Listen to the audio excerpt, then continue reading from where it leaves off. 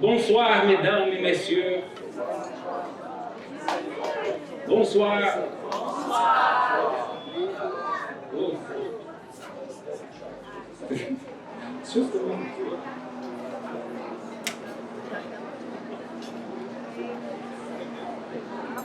Ma in quale strano universo mi trovo?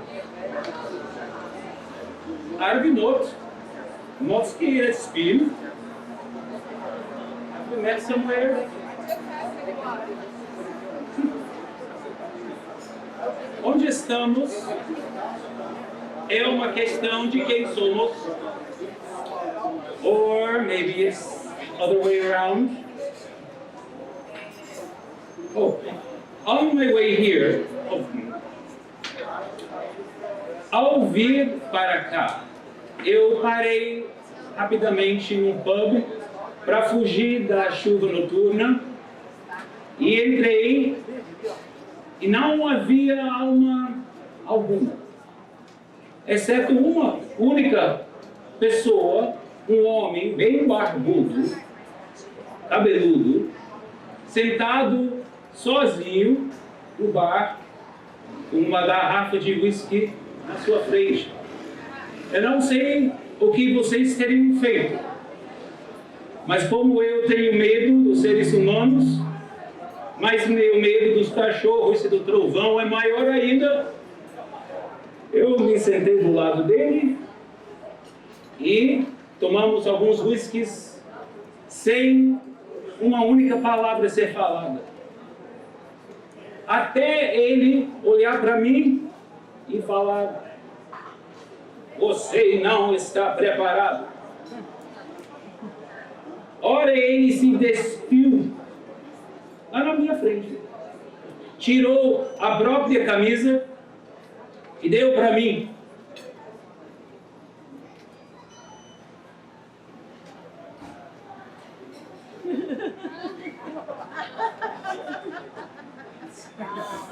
Evidentemente eu gostei de saber que eu tinha finalmente conhecido o sábio.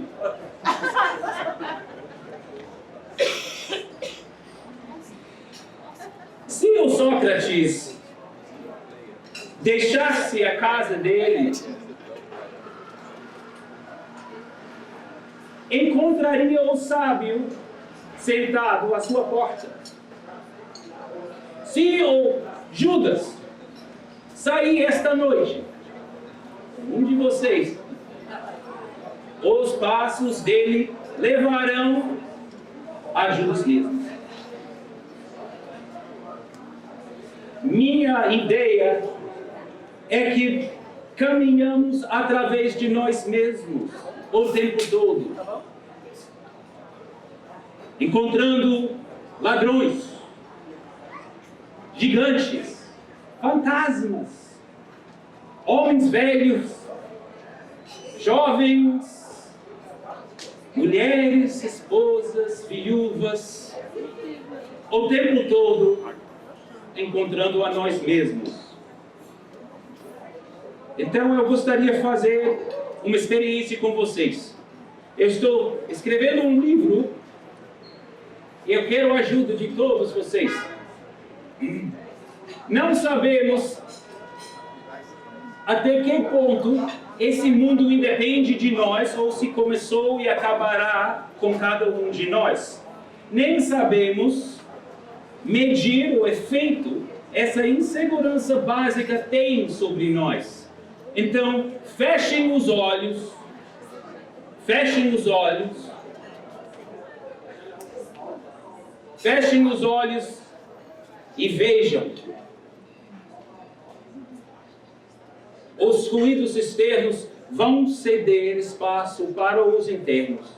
Os pulmões, o coração, as ondas do sangue quebrando nas paredes celulares, as tempestades das tripas. É a música de um baile real particular. 5, 6 ou na Highlander. Daqui até a eternidade, sem mexer sequer uma pestana. No livro que vamos escrever, o nacheinander e o nebeneinander vão coexistir. A sequência e a simultaneidade. Serei amanhã o que vocês estabelecem hoje, e vocês são agora o que eu estabeleci ontem, ou antes. Não se preocupem, não temem e não temam errar. Nem mesmo cometer um erro enorme, que dure a vida inteira ou mesmo a eternidade. Um por um, cada um de nós está se tornando uma sombra. Melhor passar desbravando para esse outro mundo do que esmaiar com a idade. Agora vamos ver. Abrem os olhos. Será que tudo sumiu? Essa vez não. Está aqui o tempo inteiro sem a gente. Dessa vez. Eu gostaria de chamar um homem mais sábio que eu e evidentemente mais bem apto a falar sobre a importância das minhas palavras. Então eu chamo para vocês the Honorable Ambassador of my country, His Excellency Sean Hoy.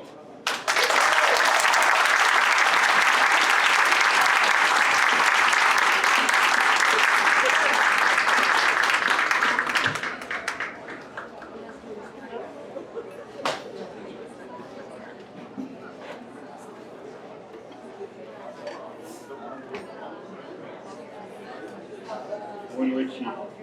Boa noite. Caros companheiros, fãs de James Joyce,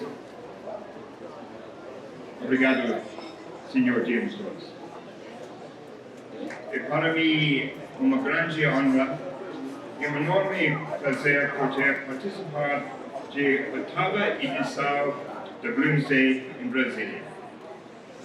Em primeiro lugar, agradeço e parabenizo a Livraria Sebinho pelo empenho e apoio para realizar esse evento anual em homenagem ao nosso grande escritor James Joyce.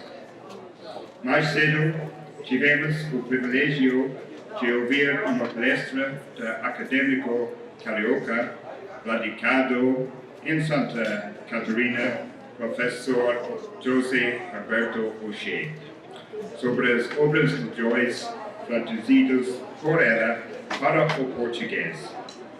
Agradecer ao Prof. O'Shea por aceitar fortemente nosso convite para enriquecer esse evento.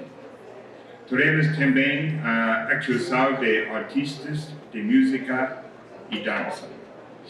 Preciso agradecer de forma especial Cida Caldas, Ouro, Asique, Henrique e toda a equipe de Sebinho. Sem o trabalho de vocês, este grande festival será possível. Vou começar com uma palestra breve, com o texto preparado pelo embaixador Brian Glynn no ano passado. Em seguida, vou ler um texto em inglês que é um resumo bem humoroso. Eu vou tentar sumarizar Ulisses em 3 minutos. O Bloomsday tem sua origem nos eventos do romance principal de Joyce, Ulisses. Sua ação ocorreu no dia 17 de junho de 1904, que aliás foi a data do primeiro encontro amoroso de Joyce com sua mulher, Laura Barnacle. Joyce não era um escritor prolífico, mas a obra que ela deixou é considerada um tesouro de humanidade e um passo essencial para o mundo moderno, que se desenhou há mais ou menos um século. E cada vez mais importante é alertar que a visão de Joyce era uma visão global e sua filosofia de mundo era uma filosofia simples baseada na crença do amor como o único valor válido para o ser humano. Joyce se considerava principalmente e quase exclusivamente um artista e viu na sua profissão todos os ingredientes para o ser humano realizar seu pleno potencial. Para explicar um pouco mais o contexto socioeconômico do período em que Joyce escrevia, vale recordar certos factos sobre sua biográfica e a história da Irlanda já hipócrita. Joyce nasceu em Dublin no dia 2 de fevereiro de 1982, numa família de classe média católica. Sua juventude foi marcada por lado pelo declínio da capital de Irlanda, Dublin, cada vez mais uma cidade secundária e negligenciada. E por outro lado, pela ascensão de Belfast e do Nordeste, a região mais desenvolvida e a Livraria protestante. A evolução da política democrática dentro do então Reino Unido deu surgimento gradual de um partido político moderno destinado a alcançar a autonomia para a Irlanda como parlamento de um governo para a Irlanda dentro do Reino Unido. Joyce, com 9 anos, escreveu uma denúncia sobre o líder conservador do nacionalismo, Tim Healy, e entrou no campo da literatura. O poema teve como tema a traição do líder dos nacionalistas irlandeses, Charles Stuart Parnell, pelos próprios irlandeses, quando este último esteve envolvido num escândalo com uma mulher casada. Mais tarde, incorporada a traição de Parnell no livro do conto Dubliners como conto Dia da Era das 6 do Committee, Ivy Day in the Committee Room. O romance Ulysses não foi escrito em Dublin, mas nas cidades de Trieste, Zurique e Paris. O resto da obra de Joyce se passa em Dublin, que é o veículo do autor para sua visão da experiência universal do ser humano. Complexo em estrutura e em linguagem, o livro mudou para sempre o romance como gênero, a literatura e continua fascinando os leitores, os críticos e os acadêmicos. Tem relevância esta obra complexa para o século XXI? Acho que sim. A estrutura do romance pode ser comparada ao feed de notícias do Facebook. Na obra de Joyce, há notícias, há música, quotes, sexo, comida, sonhos, pesadelos, funerais e mil coisas mais. Basta abrir o Facebook ou navegar entre vários aplicativos para encontrar uma avalanche confusa de informações e imagens.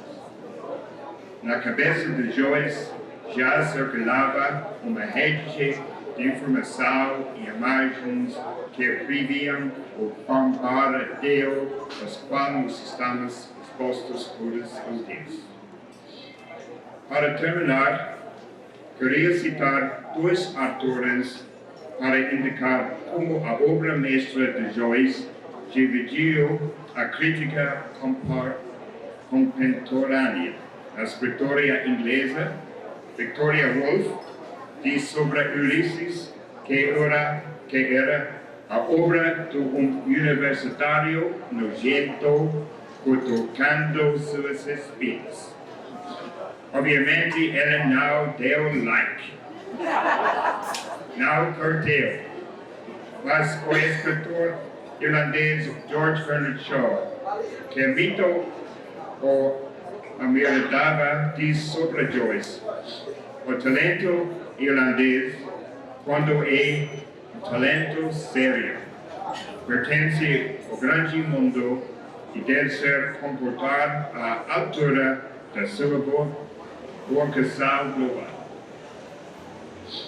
Quero agora ler uma sumário que foi escrito pelo autor irlandês Joseph O'Connor, que resume Ulisses em 3 minutos.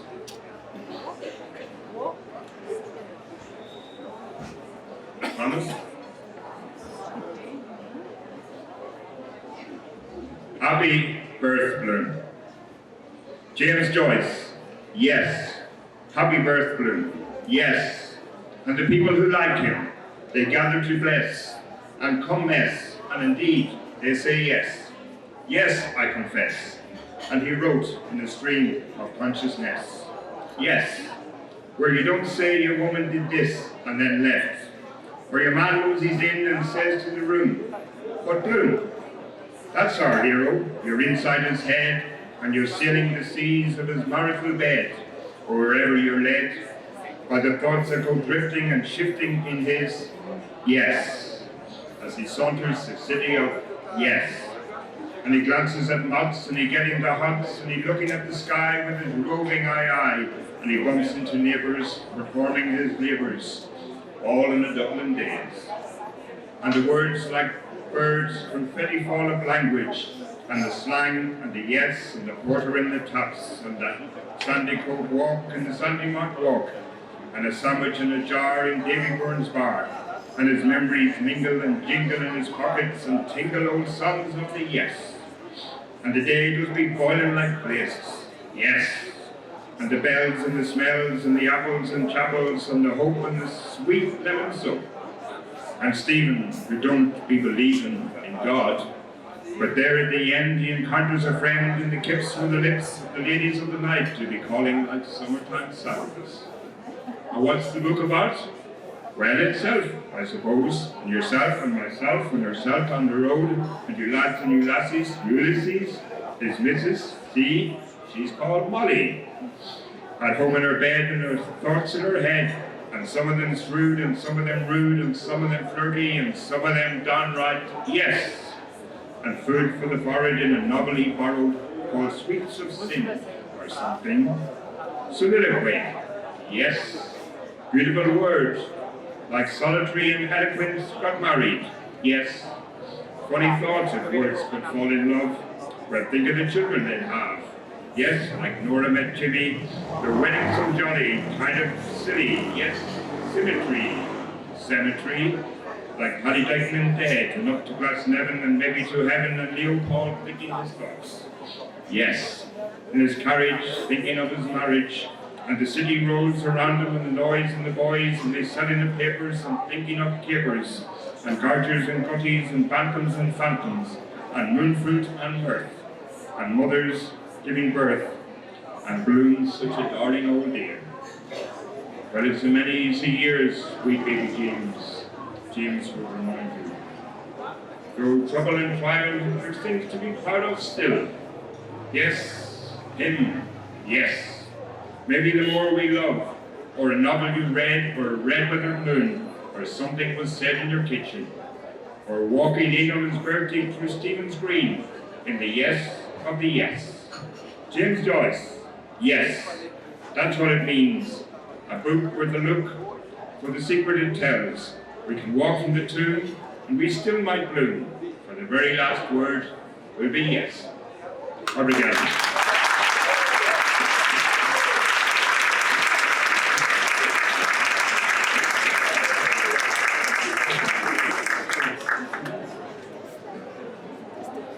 So,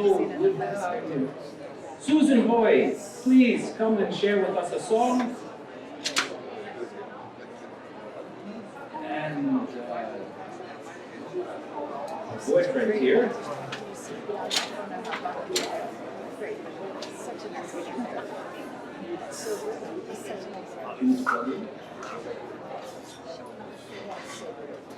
The novel Ulysses has a theme song.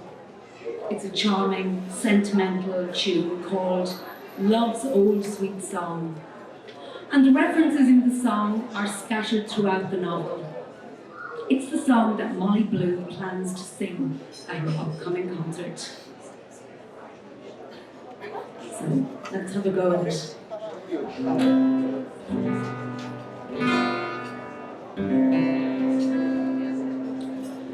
Once in the dear dark days beyond recall, when on the world the mist began to fall, out of the dreams that rose in happy throng, low to our hearts love sang a sad sweet song.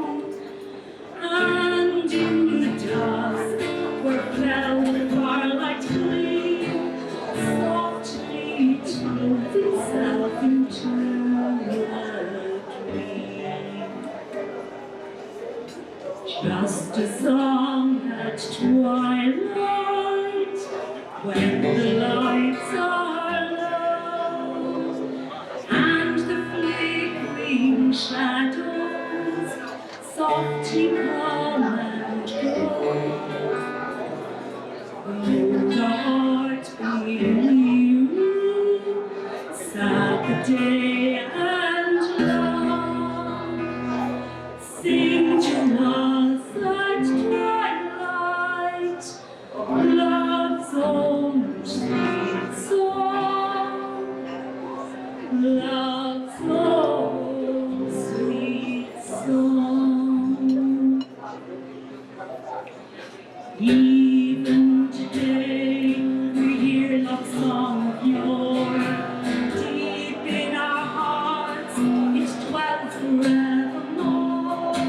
Footsteps they falter, weary grows the way, still we can hear it at the end of day.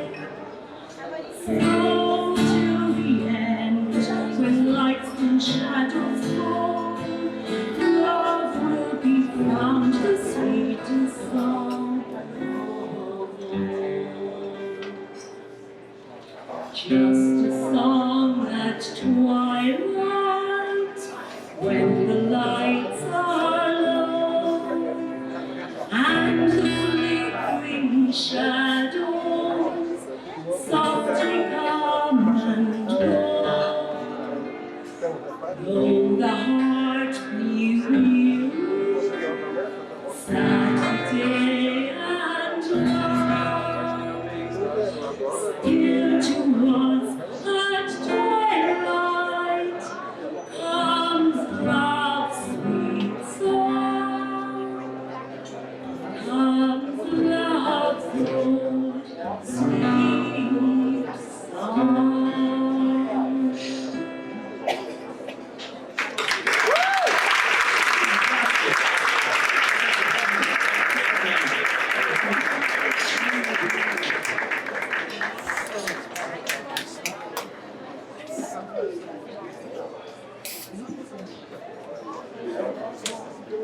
Olha quais joias eu achei na imprensa sobre meu livro.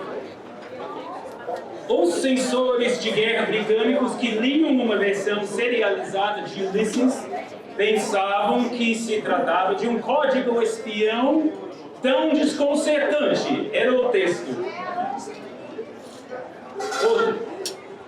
O status de Joyce como escritor não poderia ser determinado durante a sua vida.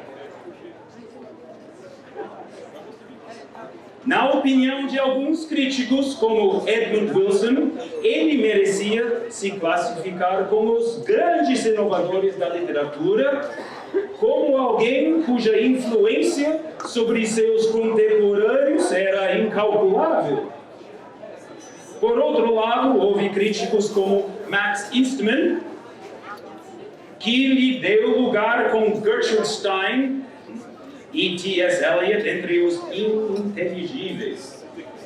E havia o professor de Harvard, Irving Babbitt, que rejeitava seu romance mais lido, Ulysses, como um que só poderia ter sido escrito em uma etapa avançada de desintegração psíquica.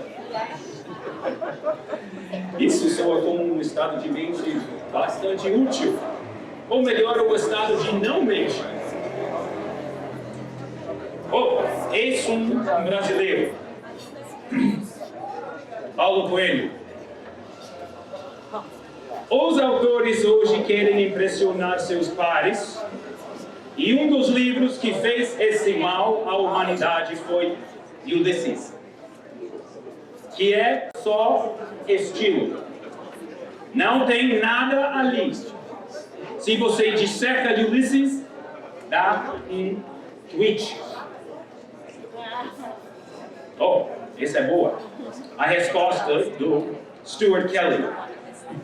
Coelho está, claro, autorizado a emitir sua opinião burra, assim como eu estou a achar o trabalho do Coelho um nauseabundo caldo de egomania e falso misticismo, com o intelecto, empatia e destreza verbal do camembert vencido que ontem joguei fora. I'm going to write that one down. Yeah. Yes, wait, there's one more here. Isto de uma resenha de um intelectual, um cientista, o Dr. Carl Jung. Vocês sabem como o diabo tortura as almas do inferno? Ele as mantém esperando. Isso me ocorreu quando eu estava atravessando Ulysses pela primeira vez. Cada frase gera uma expectativa que não é satisfeita. Finalmente, por pura resignação, você não espera mais nada. Pouco a pouco, novamente, para seu horror, percebe-se que toda a verdade acertou na mosca. É fato real que nada acontece e ainda assim uma expectativa secreta, digladiando como o desespero, arrasta o leitor de página para página. Lê, lê, lê e finge que entende o que lê. Se acostuma com qualquer coisa. Eu li até a página 135 com desespero no coração, adormecendo 2 vezes no caminho. Isto de um psicólogo supostamente equilibrado. Se não conhecem o sujeito Dr. Jung, é o suíço Tweedledum, que não deve ser confundido com o Tweedledee vienense, o Dr. Freud, que se diverte às custas de damas e cavalheiros que estão com minhocas na cabeça. Continua. Ulysses apresentou ao mundo um problema psicológico tão perturbador que repetidamente eu fui chamado como suposta autoridade em questões psicológicas. Isso forçou a minha mente aos esforços mais incomuns e a peregrinações extravagantes. Me deu problemas sem fim e fiquei meditando nele por cerca de 3 anos até conseguir me dedicar. Provavelmente nunca terei certeza se gostei dele ou não, porque significava tanto moer os nervos e matéria cinzenta. As 40 páginas corridas no final são uma sequência de verdadeiras joias psicológicas. Suponho que a avó do diabo sabe tanto sobre a verdadeira psicologia de uma mulher. Eu não sabia. Carl Jung.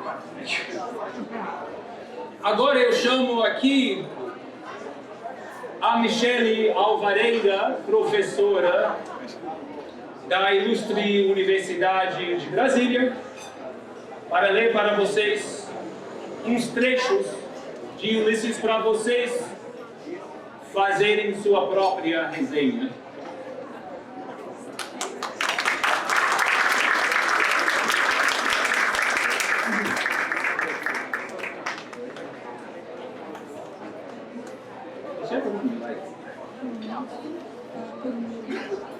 Sim? Sim. Obrigada, James, meu amigo. Bom, na preparação da leitura desse ano, eu refleti muito sobre o que eu traria para vocês. No ano passado a gente leu o final do romance, né, aquele sim enfático mais famoso da literatura. E esse ano eu resolvi trazer para vocês o começo da obra. Porque eu acho que depois de hoje todo mundo vai começar a ler Ulisses. Eu acredito muito fortemente nisso. E eu gostaria de mostrar para vocês o que vocês vão encontrar quando abrirem a primeira página do romance. Eu vou ler um pedacinho e eu convido vocês a seguirem, né, com muita perseverança e acompanhar essa viagem do Leopoldo conosco. Vamos lá. Solene, o roliço Buck Mulligan surgiu no alto da escada, portando uma vasilha de espuma em que cruzados repousavam espelho e navalha. Um roupão amarelo, com símbolo solto, era delicadamente sustentado atrás dele pelo doce ar da manhã. Elevou a vasilha e entoou: Introigo ad altare Dei. Detido, examinou o escuro recurvo da escada e invocou ríspido: Sobe, Kinch! Sobe, seu jesuíta medonho! Altivo, ele se adiantou e subiu na plataforma de tiro redonda. Olhou à volta e abençoou sério por 3 vezes a torre, o campo em torno e as montanhas que acordavam. Então, percebendo Stephen Dedalus, ele se inclinou em sua direção e fez cruzes rápidos no ar, arrulhando na garganta e sacudindo a cabeça. Stephen Dedalus, contrafeito e sonolento, apoiava os braços no alto da escadaria e olhava frio o arrulhante rosto balouçante que o abençoava, equino por seu comportamento e o cabelo claro e tonso, com matiz e textura de pálido carvalho. Buck Mulligan espiou um instante sobre o espelho e então cobriu rápido a vasilha. De volta à caserna, disse, peremptório. Acrescentou então sacerdotal. Pois isto, ó mui estimados, é a genuína Cristina.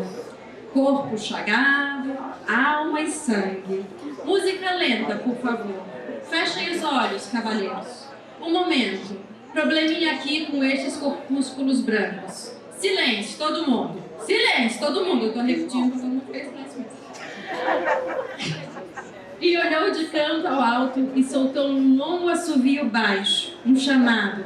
Então suspendeu-se um instante em elevada atenção, regulares dentes brancos brilhando cá e lá em pontos dourados. Crisostons. 2 assobios fortes e estridentes cruzaram a calmaria. Obrigado, meu camarada, ele gritou bruscamente. Está mais do que bom. Corte a corrente, por favor. Saltou da plataforma e olhou sério seu vigia, recolhendo pelas pernas as pregas frouxas do roupão. O rosto roliço na sombra e a mandíbula oval melancólica evocavam um prelado, patrono das artes na Idade Média. Um sorriso agradável rompeu calado seus lábios. Brincadeira, ele disse, alegre. Esse teu nome absurdo, um grego antigo. Apontou com o dedo brincando inofensivo e foi até o parapeito, rindo sozinho. Stephen Dedalus subiu, seguiu o sombrio até o meio do caminho e sentou na beirada da plataforma, olhando-o ainda enquanto instalava o espelho no parapeito. Mergulhava o pincel na vasilha e espumava as bochechas e o pescoço. A voz alegre de Buck Mulligan prosseguia. O teu nome também é absurdo. Malak Mulligan, 2 dátilos. Mas tem um toque helênico, não tem? Ágil e radiante como um buque de guerra. A gente tem que ir a Atenas. Você vem se eu conseguir que a tia arranje 20 pratas? Pôs de lado o pincel e, rindo, deleitado, gritou. Se ele vem, Os jesuítas de Juno? Cessando, começou a se barbear com cuidado. Diga, Mulligan, Stephen disse baixinho. Sim, meu amor. Quanto tempo o Lyons vai ficar aqui na torre? Buck Mulligan exibiu uma bochecha barbeada por sobre o ombro direito. Meu Deus, ele não é horroroso? Disse com franqueza. Saxãozinho casmurro. Ele acha que você não é um cavalheiro. Meu Deus, esses ingleses desgraçados. Entupidos de dinheiro e de comida, porque vem de Oxford. Sabe, Dedalus, você é que tem o verdadeiro estilo de Oxford. Ele não consegue te destrinchar. Ah, o meu nome é pra você que é o melhor. Kinch, o gume de faca. Barbeava atento o queixo. Ele ficou a noite inteira delirando sobre uma pantera negra, Stephen disse. Cadê o estojo da carabina dele? Um lunático, digno de lástima, Mulligan disse. Deu medinho? Sim, Stephen disse com energia e temor crescente. Aqui longe de tudo, no escuro, com um sujeito que eu não conheço, delirando e murmurando sozinho sobre atirar em uma pantera negra. Você salvou gente que estava se afogando. Mas eu não sou herói. Se ele fica, eu saio. Buck Mulligan encarou com um olhar de censura a espuma na navalha. Pulou de seu poleiro e começou a revistar os bolsos da calça apressado. Sebo, gritou, abafado. Veio até a plataforma e, metendo a mão no bolso do peito de Stephen, disse: Empresta aí esse teu porta-meleca para limpar a minha navalha. Stephen tolerou que ele arrancasse e exibisse por um canto o lenço sujo amarrotado. Buck Mulligan limpou cuidadoso a navalha, então, prescrutando o lenço, ele disse: O porta-meleca do barco. Uma nova cor para a paleta dos nossos poetas irlandeses. Verde ranho. Dá até para sentir o rosto, não é? Subiu novamente até o parapeito e mirou por sobre a baía de Dublin, seus claros cabelos de carvalho pálido mexendo leves. Meu Deus, ele disse baixo. Não é que o mar é bem aquilo que Auge disse, uma doce mãe cinzenta? O mar verde ranho, o mar encolhe escroto. Epi oniopaponton. Ah, Dédalus, os gregos. Eu tenho que te ensinar, você precisa ler o original. Tálata. Essa é a nossa doce mãe imensa. Vem ver. Obrigada.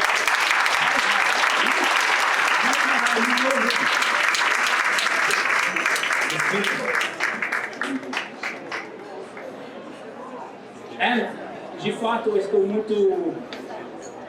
Eu acho uma felicidade que, Michelle, você escolheu essa parte de Telêmacos para ler, porque me lembra de falar uma coisa para todos vocês, é que mais tarde, nesse mesmo capítulo, aparece uma leiteira, Shan Van Vogt, e é em irlandês a velha mulher, a pobre velha.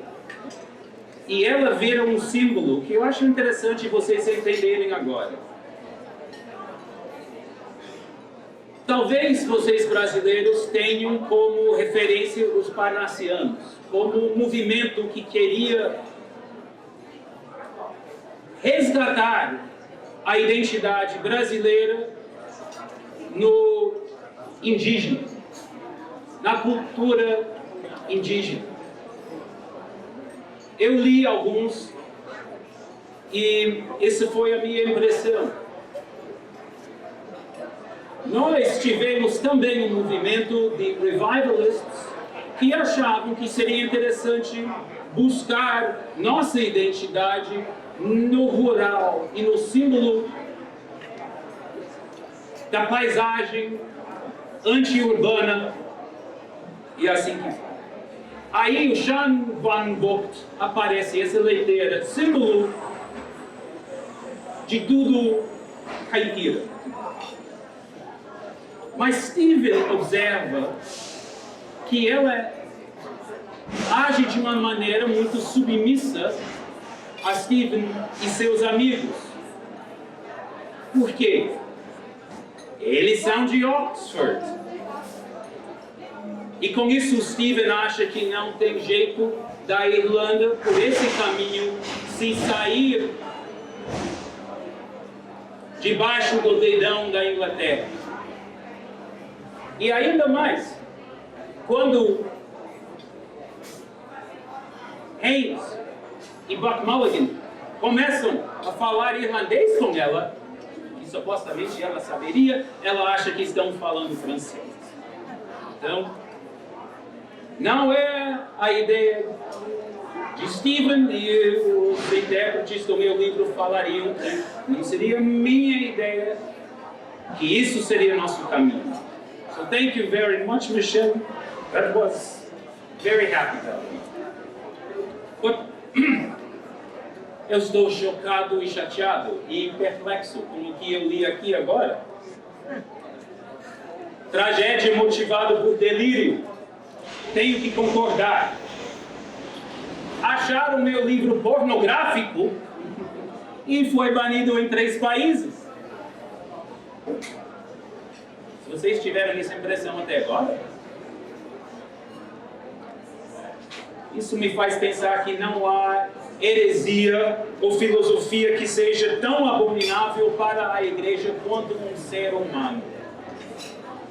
Meu livro só contém pensamentos, segredos silenciosos, pedregosos, sentados nos palácios escuros dos nossos corações. Segredos cansados da sua tirania. Segredos tiranos dispostos a serem destronados. É uma pena agora, porque o público vai exigir encontrar moral no livro.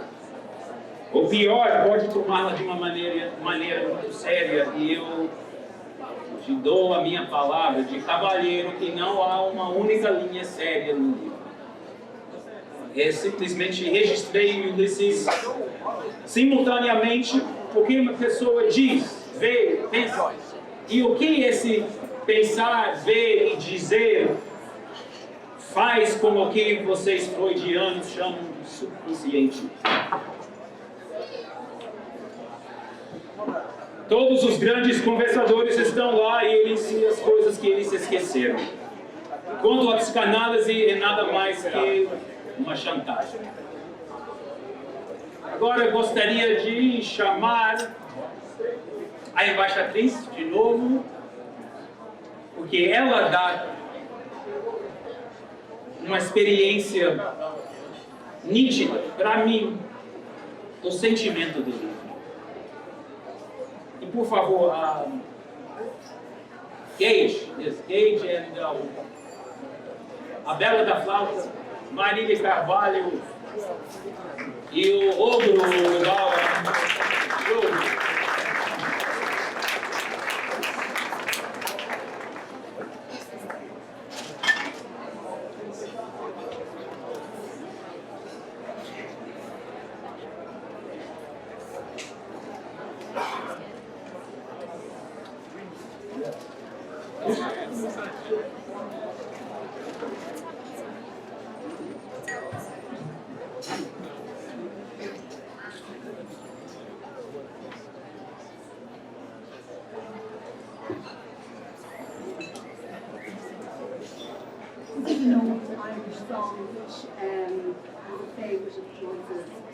It comes from a poem written by W.B. Yeats, and he actually gave the poem as a present to his to Nora Barnacle very soon after meeting her. So it was one of his favourites. It's called Down by the Sally Gardens.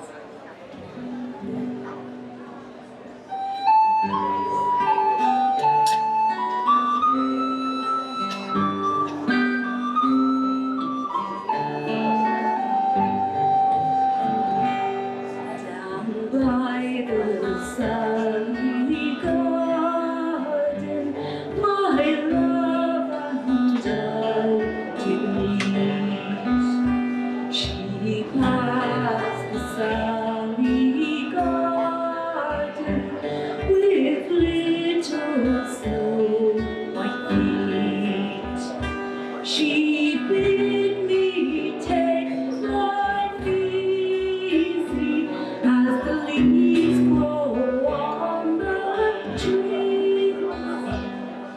But I was young and foolish, and with her I did not agree.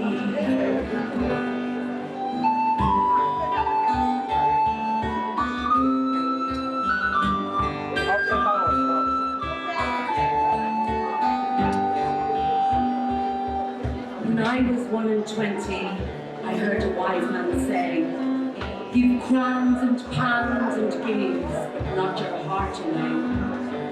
Give pearls away and rubies, but keep your fancy free. Ah, when I was 1 and 20, no good to talk to me. And when I was 1 and 20, I heard him say again, the heart out of the bosom was never given in vain. It's paid with sorrow plenty, and sold for endless room. Now I am 2 and 20, and oh, 'tis true, 'tis true. In a field down by the river, my love and I did stand, and upon my leaning shoulder she placed her snow white hand. She bid me take love easy as the grass grows on the wind. At the time was young and foolish, and now I am full of tears.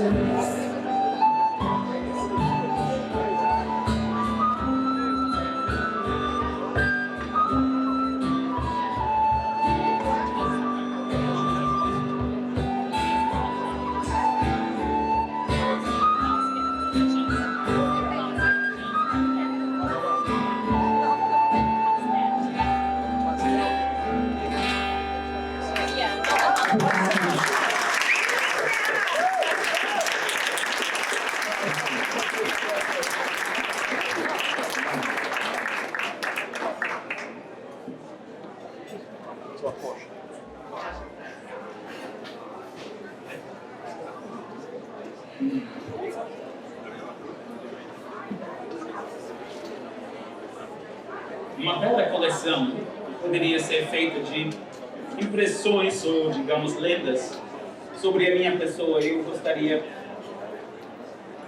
compartilhar com todos vocês as que eu juntei. Minha família em Dublin acredita que eu me enriqueci na Suíça durante a guerra, fazendo espionagem para um ou ambos dos combatentes. Cristinos, vendo-me emergir da casa de um parente por cerca de 20 minutos todos os dias e caminhar até o mesmo ponto e voltar, eu estava escrevendo Náutica e ao lado do sol, um ambiente terrível, espalharam o boato, agora firmemente acreditado, que sou vítima de cocaína. O rumor geral em Dublin foi que eu não podia mais escrever, tinha falido e estava morrendo em Nova York. Em América, parece haver duas versões. Um que sou quase cego, emaciado e típico, e outro que sou uma mistura austera do Dalai Lama e o Sr. Rabindranath Tagore. O Sr. Wyndham Lewis, pintor e crítico, disse-me que foi informado de que eu era um sujeito maluco que sempre carregava 4 relógios e raramente falava, salvo para pedir as horas ao meu vizinho. E parece que o Sr. Yeats, o poeta que fez esse poema que vocês escutaram agora, me descreveu para o Sr. Easttown como uma espécie de Dick Swiveller. Dick Swiveller foi um personagem de Charles Dickens, um jovem ingênuo, facilmente manipulado e cheio de dramas. E um grupo de pessoas em Zurique convenceu-se de que eu estava gradualmente enlouquecendo e, na verdade, tentaram me impelir a entrar no manicômio, onde Dr. Jung trabalhava. Mas a única pessoa que para mim chega perto de descrever a pessoa que eu conheço foi a Juna Barnes, numa entrevista que fizemos em Paris e passamos um bom tempo juntos, várias noites alheias, lendo e às vezes não falando. E ela escreveu isso: há homens em Dublin que lhe dirão que da Irlanda uma grande voz se foi. E há algumas mulheres, senhoras já, que acrescentarão: uma noite ele estava cantando, e noutro ele não estava. E jamais houve um silêncio como esse.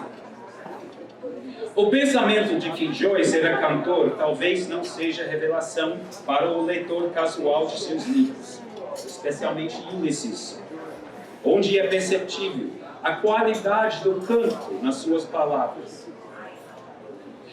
Percebi que Joyce deve, de fato, ter começado a vida como cantor. Um cantor muito delicado e, como nenhuma voz consegue resistir às brutalidades da vida sem se romper, ele volta-se a pena e papel, pois assim poderia arranjar no silêncio necessário as abundantes inadequações da vida, como uma colocação de joias. Joias com a vontade de decair. Beautiful.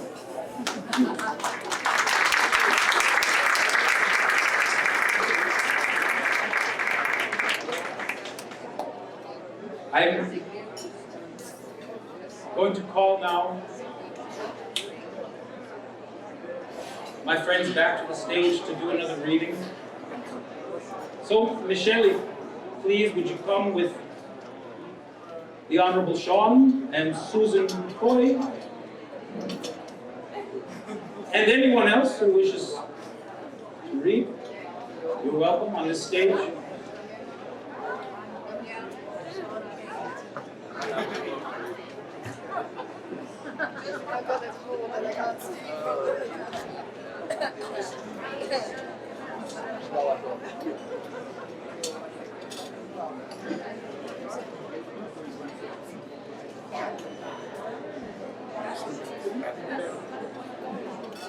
Boa noite, mais uma vez.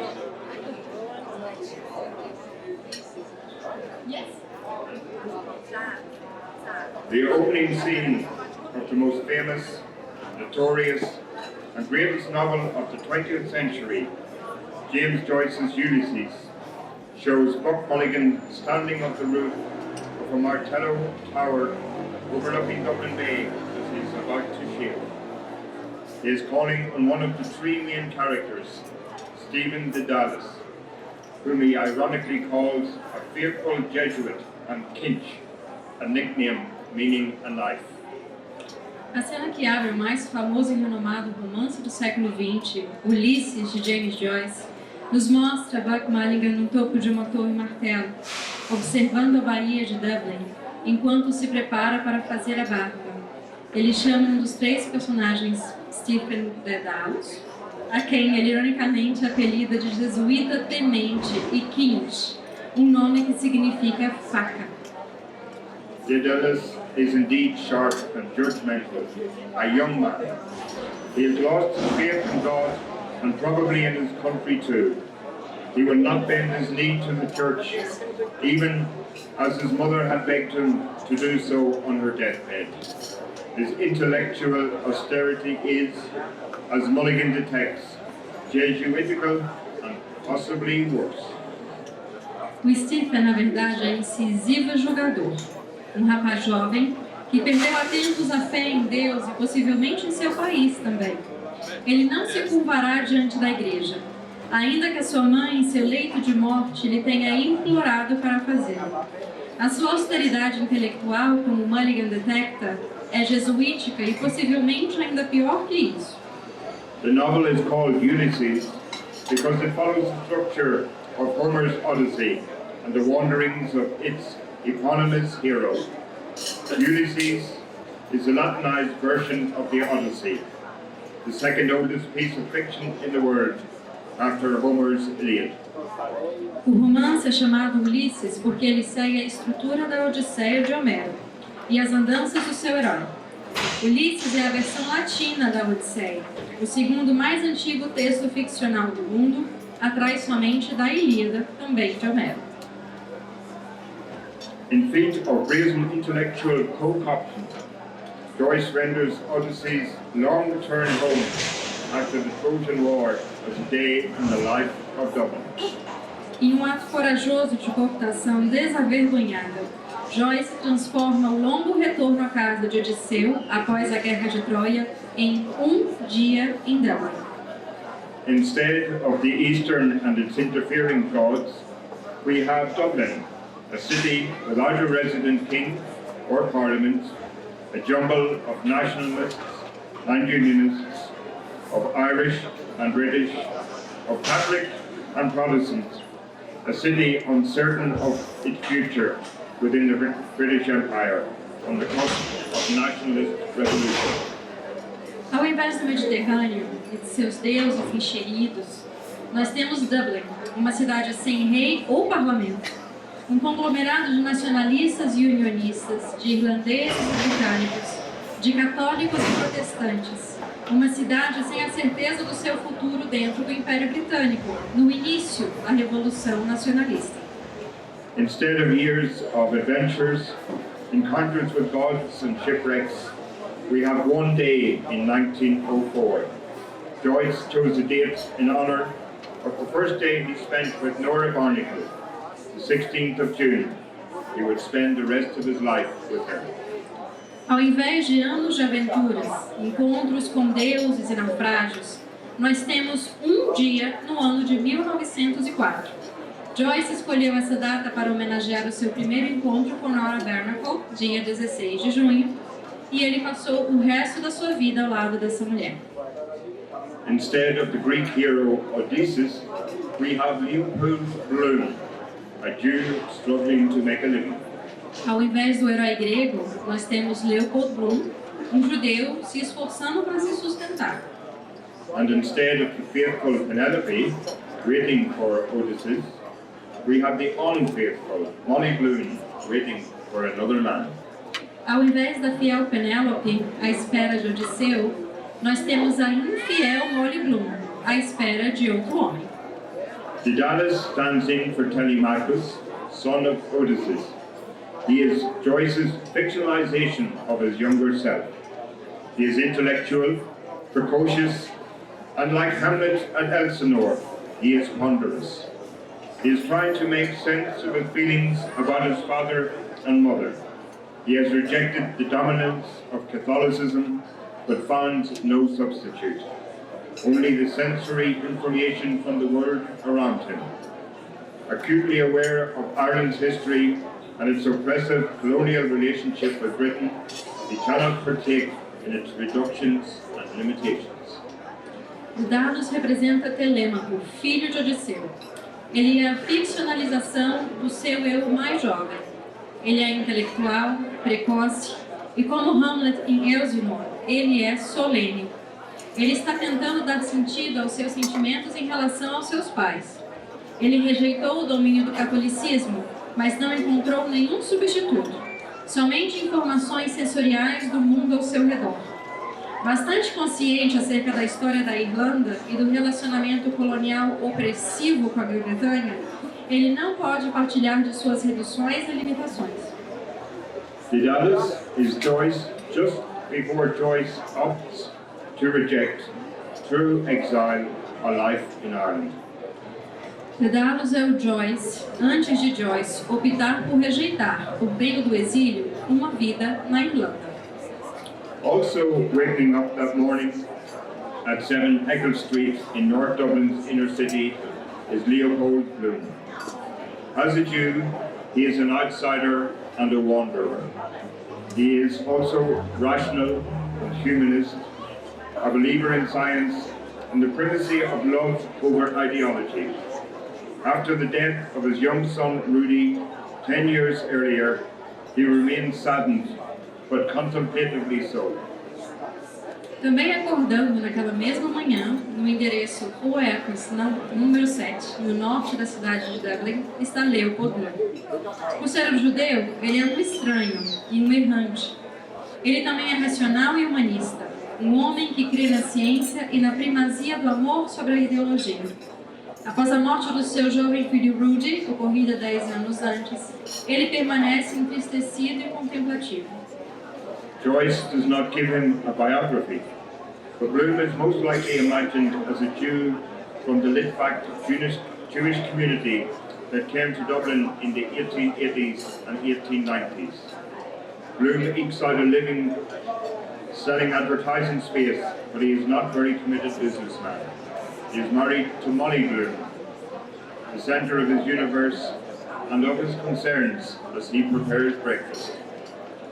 O James Joyce não nos oferece uma biografia, mas Bloom quase certamente é imaginado como um judeu oriundo da comunidade judia Litvak, que veio para Dublin nas décadas de 1880 e 1890. Bloom se sustenta vendendo espaços para propaganda, mas ele não é um homem de negócios muito empenhado. Ele é casado com Molly Bloom, o centro do seu universo e de suas preocupações enquanto prepara o café da manhã. Bloom goes out to buy a kidney for breakfast, and walking home reads in the newspaper about investment opportunities in the Turkish Middle East, a model farm at Tiberias on the Sea of Galilee. Back home, Bloom fries his kidney and brings Molly her breakfast in bed, along with a letter from Blazes Boylan. Blazes Boylan is her lover. Bloom knows Boylan will visit his wife at their home later, while he will be away that day attending, among other things, including the funeral of Mr. Paddy Dagan. Bloom sai para comprar um rim para o café da manhã e, ao voltar para casa, lê um jornal a respeito de oportunidades de investimento no Oriente Médio Turco, uma fazenda modelo em Tiberíades, no Mar Galileia. Já em casa, Bloom frita o rim que comprou e leva o café da manhã de Molly na cama, juntamente com uma carta de Blazes Boylan. Blazes Boylan é o amante de Molly. Bloom sabe que Boylan irá visitar a sua esposa em sua casa dentro de algumas horas, enquanto ele estará fora resolvendo as suas coisas, entre as quais, inclusive, estaria o funeral do Paddy Dagan. After his breakfast, in the kitchen, Bloom feels the calls of nature and heads to the outside privy at the back of the garden, overlooked and shared by his fellow tenants. Após tomar o seu café da manhã na cozinha, Bloom sente a natureza chamar e vai à latrina localizada no fim do jardim, dividida com outros moradores daquele prédio e observada por todos. The notion that literature could describe such a base human activity as going to the toilet outraged the novel's critics and much of the literary establishment, including Virginia Woolf. Ulysses would become a cause célèbre, embroiled in legal challenges to overturn bans in Europe and in the United States that would last until the 1930s. It would not be readily available in Ireland until the 1950s. A noção de que a literatura poderia descrever uma atividade humana tão básica como ir ao banheiro indignou os críticos do romance e grande parte da comunidade literária da época, incluindo a Virginia Woolf. A publicação de Ulisses se tornaria um episódio notório, envolvendo desafios legais para superar o banimento do romance na Europa e nos Estados Unidos, que duraria até a década de 1930. Ele não estaria prontamente disponível na Irlanda até a década de 1950. This, of course, thrilled Joyce, who knew that outrage from the establishment meant that he was at the frontier of his craft. Joyce was to literature what Picasso was to art and Einstein was to physics. They were all breaking old forms, breaking new ground. Indeed, Joyce is writing between 1914 and 1921, just as modernity gathers force, as the shock of the new gathers force in virtually all fields of human thought, from physics and psychology to art, politics and literature. Isso obviamente excitava Joyce, que sabia que a indignação da comunidade literária mostrava que ele estava além da fronteira de sua área de atuação. Na literatura, James Joyce é o que Picasso foi para a arte e o que Einstein foi para a física. Todos eles estavam rompendo com formas antigas, estavam criando algo novo. De fato, Joyce escreve entre 1914 e 1921, justamente quando a modernidade ganha força. Na mesma medida que o choque do novo ganha força em virtualmente todos os campos do pensamento humano, da física e da psicologia, à arte, à política e à literatura. Joyce goes to the post office, buys a bar of lemony soap at Sweeney's chemist shop, and heads to Dignan's funeral in the Hayes episode. On the way, the carriage passes by Boylan and Daedalus walking in the street. O Bloom vai aos Correios, compra uma barra de sabão de limão na farmácia do Sweeney e segue para o velório do Dignan, no que ficou conhecido como episódio de Hades. No caminho, a carruagem passa por Boylan e Daedalus, que estão caminhando na rua. In Greek mythology, of course, Hades is a land of the dead, populated by the shades of those who had lived and died, the good and the bad, together mourning the loss of life's pleasures. Hades is Bloom's isolation. He thinks of his dead son and his father who died by suicide. He is alienated from his wife. As a Jew, he is denied real social inclusion by the Dubliners around him. Bloom himself is alive, but he is like a shield, and not quite a full citizen of Osseby, Dublin. Na mitologia grega, obviamente, Hades é o mundo dos mortos, ocupado pelas sombras daqueles que um dia viveram e morreram, os bons e os maus juntos, lamentando a perda dos prazeres da vida. O episódio de Hades diz respeito ao isolamento de Bloom. Ele pensa em seu filho, falecido, e também em seu pai, que se suicidou. Ele sente-se afastado de sua esposa. Como judeu, a Bloom não é oferecida uma inclusão social real por parte dos dublinenses ao seu redor. Bloom está vivo, mas ele é como uma sombra. Por não ser o cidadão completo, aceito na cidade de Dublin, cheia de fofocas. After frustrated business dealings, Bloom wanders around Dublin City, past the offices of the Irish Times, then the Provost's house at Trinity College, before crossing Nassau Street. His thoughts are on Molly and his dead son, Rudy, as he walks on. Após algumas negociações frustradas, Bloom vaga pelo centro de Dublin, passa pelo escritório do Irish Times e então pela casa de Provost no Trinity College, antes de atravessar a rua Nassau. Os seus pensamentos estão em Molly e no seu filho falecido, Rudy, à medida em que ele caminha. Bloom lunches in Davy Byrne's pub. Thoughts of food, God, and memories drift through his mind, as does the memory of the beginning of his love affair with Molly on Howth Head, the Fernie headland enclosing Dublin Bay. O Bloom almoça no pub de Davy Byrne. Pensamentos relacionados à comida, a deuses e a memórias inundam sua mente, como a recordação do início de seu caso de amor com Molly em Howth, o povoado que cerca a Baía de Dublin. Stephen Daedalus also runs errands around Dublin. Both men almost meet in their perambulations, but do not. Not yet. Bloom, for example, is heading to the National Museum, but is deflected by the sight of the Nemesis blazes of Boylan, with whom, as we know, his wife Molly has an amorous rendezvous planned later in the day.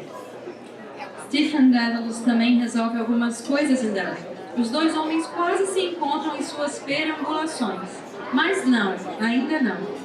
Bloom, por exemplo, está a caminho do Museu Nacional, mas é surpreendido pela vista do seu Nemesis, Blazes Boylan, com quem, como bem sabemos, a sua esposa Molly tem um encontro amoroso mais tarde naquele dia. By 5 p.m., Bloom has attended the funeral and is in Barney here in his pub when he encounters the citizen, a fanatical nationalist, ideologue, a bully, and an anti-Semite. The citizen is Cyclops, the legendary one-eyed monster who imprisons Odysseus and his crew in his cave. For Joyce, devotion to an ideology reduced your vision, turned you into Cyclops, into a monster. The citizen is menacing, as his aggressive dog Gary Owen, and he mockingly thinks of Bloom as sheep-face. Às 5 da tarde, Bloom já foi ao funeral e está no pub de Barney Kearney, onde ele encontra o cidadão, um nacionalista fanático, ideólogo, um encrenqueiro e antissemita. O cidadão representa o Ciclope, o lendário monstro de um olho só que aprisiona Odisseu e a sua tripulação em sua caverna. Para Joyce, a devoção a uma ideologia reduz a sua visão, te transforma em um ciclope, em um monstro. O cidadão ameaça, como o seu próprio cão agressivo, Gary Owen, e ele debochadamente pensa em Blue como um rapaz tímido. The narrative boils tighter and tighter as Bloom's insistence on the privacy of reason and love provokes the citizen. The citizen resents Bloom because he believes, wrongly, that Bloom has won money on a bet and won't buy a round of drinks. Because Bloom would not agree with him, because Bloom is credited with inspiring Arthur Griffith's nationalist policy of Sinn Féin, because Bloom is a Jew. 3 cheers for Israel, the citizen mocks Bloom and rants against the Jews. A narrativa se estreita à medida que a insistência de Bloom sobre a primazia do amor e da razão provoca o cidadão. O cidadão tem raiva de Bloom porque acredita, equivocadamente, que Bloom ganhou dinheiro em uma aposta e se recusa a pagar uma rodada de drinks. Só porque o Bloom não concorda com ele, porque a ele é dado crédito de inspirar a política nacional Sinn Féin de Arthur Griffith, porque Bloom é judeu, com um tim-tim para Israel. O cidadão zomba de Bloom e manifesta-se contra os judeus. In the 17th chapter of the novel, we find the episode known as Ithaca, fabled home of Odysseus, to which he returns having wandered for 10 years after the fall of Troy. For Bloom, Ithaca is 7 Eccles Street, to which he returns with Stephen. Here, Joyce describes the events through a series of questions, so that the action is observed and explained as if the reader is a god sitting in judgment. O capítulo número 17 nos mostra o episódio chamado Ítaca, o lar de Odisseu ao qual ele retorna após ter vagado por 10 anos após a Guerra de Troia. Para Bloom, Ítaca é a rua Eccles número 7, a qual ele retorna com Stephen. Aqui, Joyce descreve os eventos por meio de uma série de perguntas, e por isso a ação é observada e explicada como se o leitor fosse um deus sentado e julgando tudo. Daedalus declines Bloom's offer of a bed for the night, and they pause outside underneath the stars, or as Joyce describes it, the heaven tree of stars hung with humid, night, blue fruit. Just try to translate that one. Daedalus recusa a oferta de Bloom por uma cama para passar a noite e eles param por um momento, do lado de fora do prédio, sobre as estrelas, ou como Joyce diz, a árvore do céu de estrelas cobertas com frutas úmidas de noite azul. Demonstrating his scientific prowess, Bloom explains the constellations and science's measure of the vastness of the universe of the young artist Stephen. As Bloom describes it, allotted human life is a parenthesis of an infinitesimal brevity set against the vast canvas of the cosmos. Demonstrando seu conhecimento científico, Bloom explica ao jovem artista Stephen as constelações e as medidas que a ciência tem da imensidão do universo. Como Bloom descreve, a vida humana é somente um parêntese da efemeridade infinitesimal em face ao vasto infinito do cosmos. Bloom retires to his bed for the night until the recumbent Molly, stirred by emotions of envy, jealousy, abnegation, and finally equanimity about Hugh E. Blazes Boylan, been there with his wife earlier. Bloom coloca-se em sua cama a dormir, ao lado de Molly já deitada, dominada por emoções de inveja, ciúmes, abnegação e, finalmente, equanimidade a respeito de Hugh E. Blazes Boylan, aquele que ali naquele leito esteve com sua esposa algumas horas antes. The 18th and final episode is known as Penelope, Ulysses' loyal wife, with whom the wanderer eventually returns.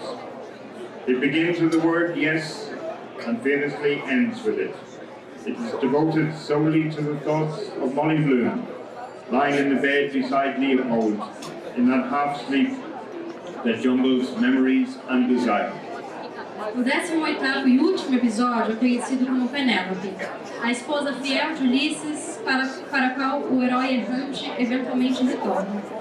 Ela começa com a palavra sim e termina de maneira bastante famosa com essa mesma palavra. Este capítulo é dedicado aos pensamentos de Molly Bloom, deitada na cama ao lado de Leopold, naquele estado inebriante, meio acordada, meio dormindo, dominada por suas memórias e pelo desejo. Thus ends Joyce's Ulysses on an affirmation, the most emphatic yes in literature. It was published in full in 1922 when Joyce was 40 years of age. Assim termina o Ulisses de James Joyce, com uma afirmação, o sim mais enfático da literatura. Esse livro foi publicado em 1922, quando Joyce tinha 40 anos de idade. Bloomsday itself began on the 50th anniversary of the events in the novel, when a group of Irish writers and academics took two horse-drawn carriages, adopted characters from the book, and followed a route inspired by Ulysses around key locations. Dublin, 1954, would not have been physically different from Joyce's Dublin of 1904. And that first Bloomsday ended in Joycean fashion, half finished in the Bailey pub. The pioneers was very drunk and very boisterous. O Bloomsday começou no 50º aniversário dos eventos ocorridos no romance, quando um grupo de escritores e acadêmicos irlandeses alugaram duas carruagens com cavalos, vestiram-se como os personagens do livro e seguiram uma rota inspirada pelo trajeto do romance, passando por lugares que o Leopold Bloom passou. A cidade de Dublin, no ano de 1954, não era tão diferente daquela que James Joyce conheceu e reproduziu em seu romance. E este primeiro Bloomsday terminou de uma maneira bastante joyciana, concluído meio que na metade da rota, com os pioneiros bastante embriagados no pub do Bailey. Today, Bloomsday is celebrated around the world, wherever the Irish and the Brazilians and the lovers of great literature are to be found. Back in Dublin, Bloomsday is a joyful festival of all things Joycean. Hoje, o Bloomsday é celebrado em todo o mundo, onde quer que haja irlandeses, brasileiros e amantes de boa literatura. Em Dublin, o Bloomsday é um festival muito animado e cheio de coisas joycianas. People celebrate Bloomsday by dressing in the fashion of the period, eating food mentioned in the book, visiting the locations where the novel takes place, and performing readings from the text. I think we're doing a pretty good job here.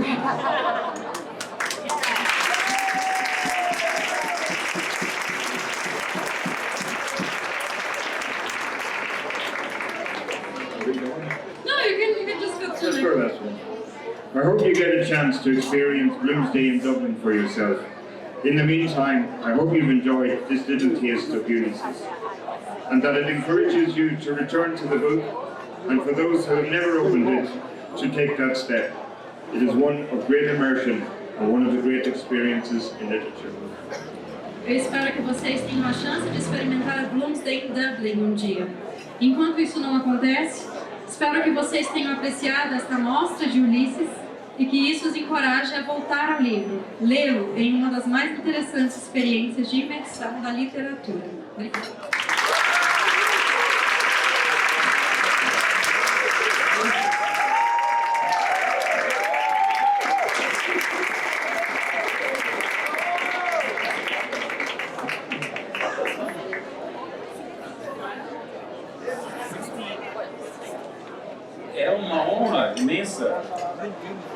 Mas eu fico mais feliz ainda que o nome do feriado é Bloomsday, porque os judeus sempre tiveram em nome de ser cosmopolita.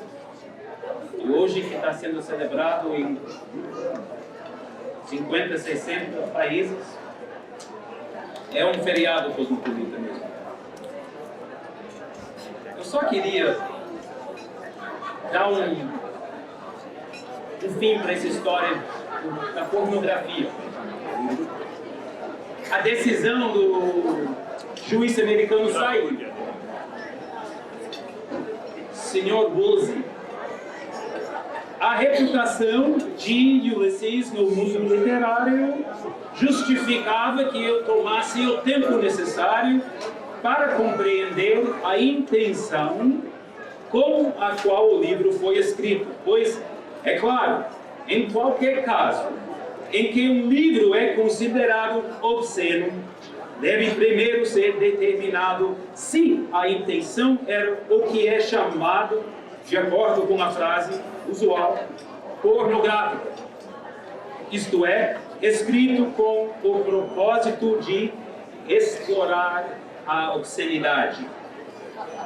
Em Ulysses, apesar da sua franqueza incomum, não detecto, em lugar algum, o lúbrico olhar do sensualista. Sustento, portanto, que não é pornográfico.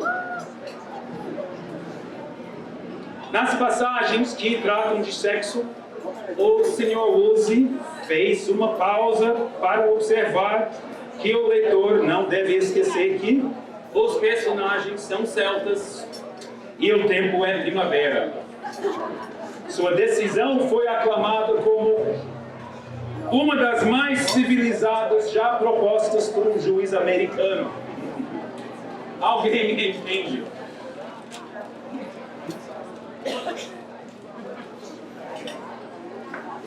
Eu não sei se eu devo falar isso ou não, mas posteriormente foram publicadas as minhas cartas para a minha dirty little fuckbird Nora, quem eu amava.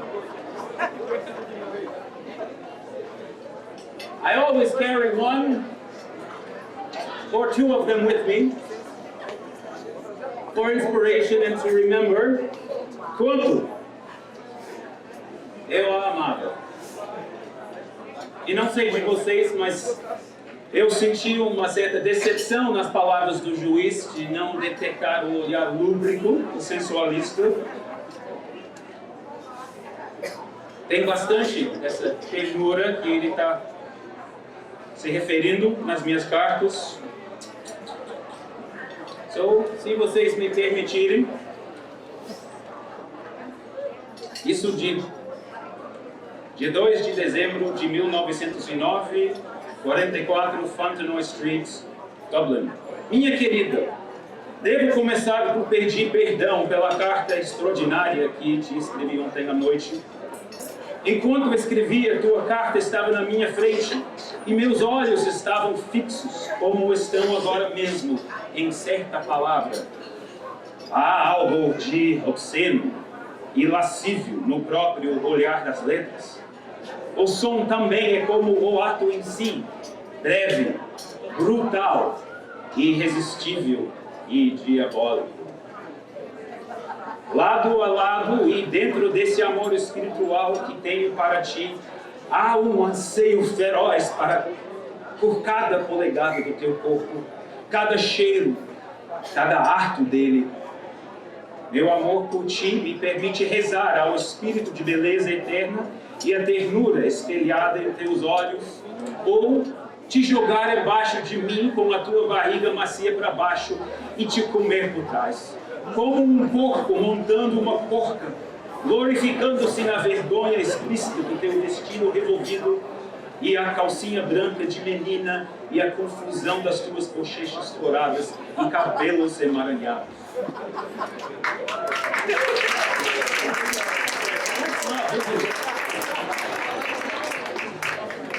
Quer outra? Mais uma. this one here. Oh, yes. Dia 8 de dezembro de 1909, 44 Fontenoy Street, Dublin. Fiz o que me disseste, garotinha suja, e me tratei 2 vezes ao levantar. Sim, agora me lembro daquela noite quando eu te comi por trás durante tanto tempo. Tiveste um cu cheio de peidos naquela noite querida e eu os tirei de ti. Companheiros grandes e gordos, longos e ventosos, pequenas fissuras alegres e um monte de minúsculos peidinhos safados, terminando em um longo jogo. Eu acho que eu reconheceria o peido da Nora em qualquer lugar, até numa sala cheia de mulheres peidando. É um ruído bastante feminino, é repentino, seco, sujo, como aquele que um garotinho ousado soltaria no dormitório da escola à noite em diversão.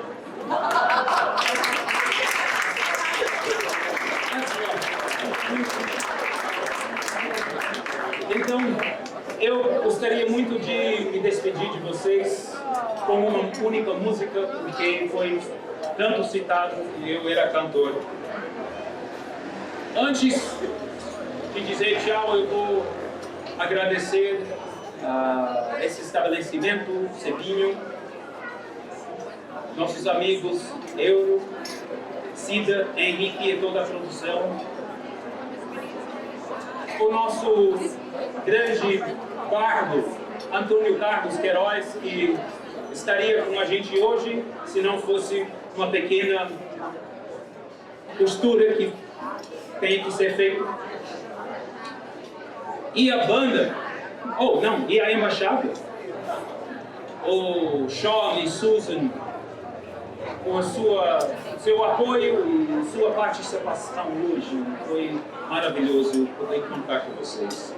E a banda que vai apresentar umas músicas que aparecem no meu livro mais tarde, daqui a uns 15 minutos, 20 minutos. Agradeço.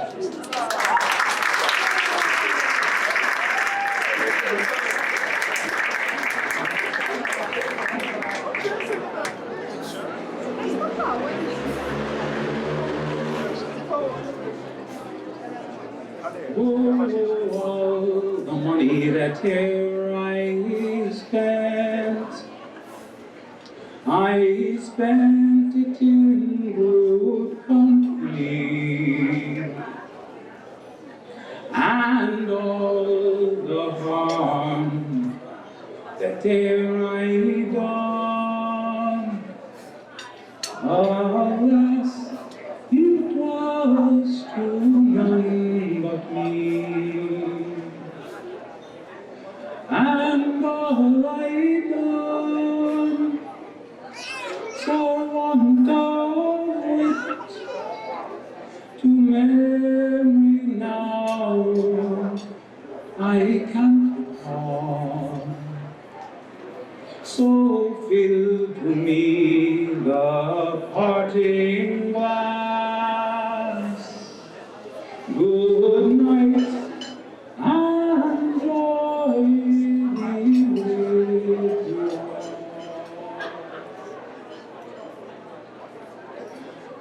Oh, all the comrades that e'er I had are sorry for my going away,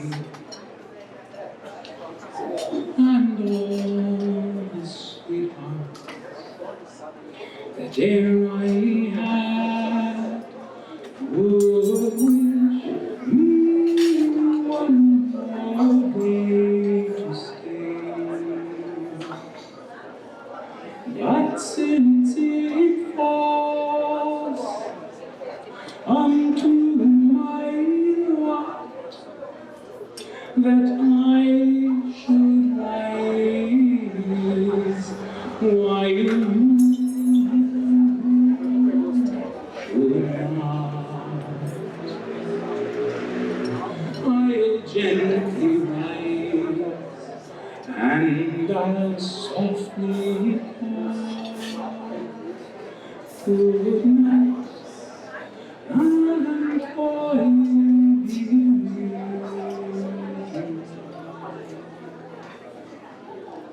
Good night and joys be with you.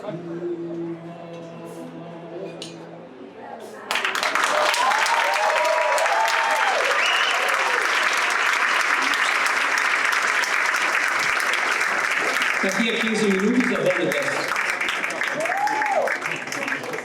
Boa noite, todo mundo. Minha gente sadia. Nós somos Tanamandu.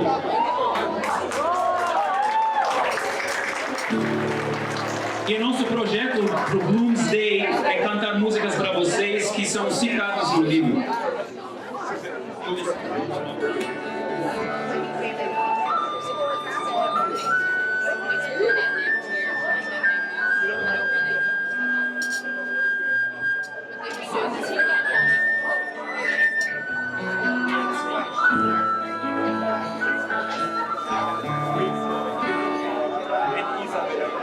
Let's hear and remember the days of old, ere the faithless sun were pale, when Malachi wore the armor of gold that he won from the crowd in vain.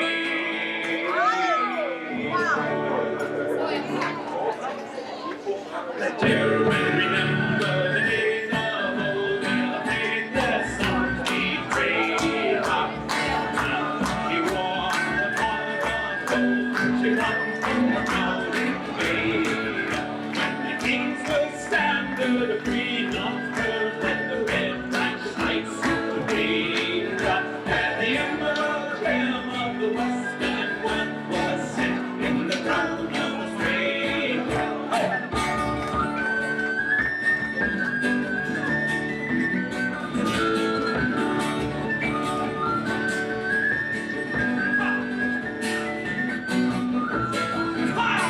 Memories of wintries of life, that shall glimpse of the days that are over, and sighing through the waves of time, of the long-faded stories they come. Remember the days of old, their faithless sons betrayed. When Malachi wore the collar of gold, which he won from the crowd in vain.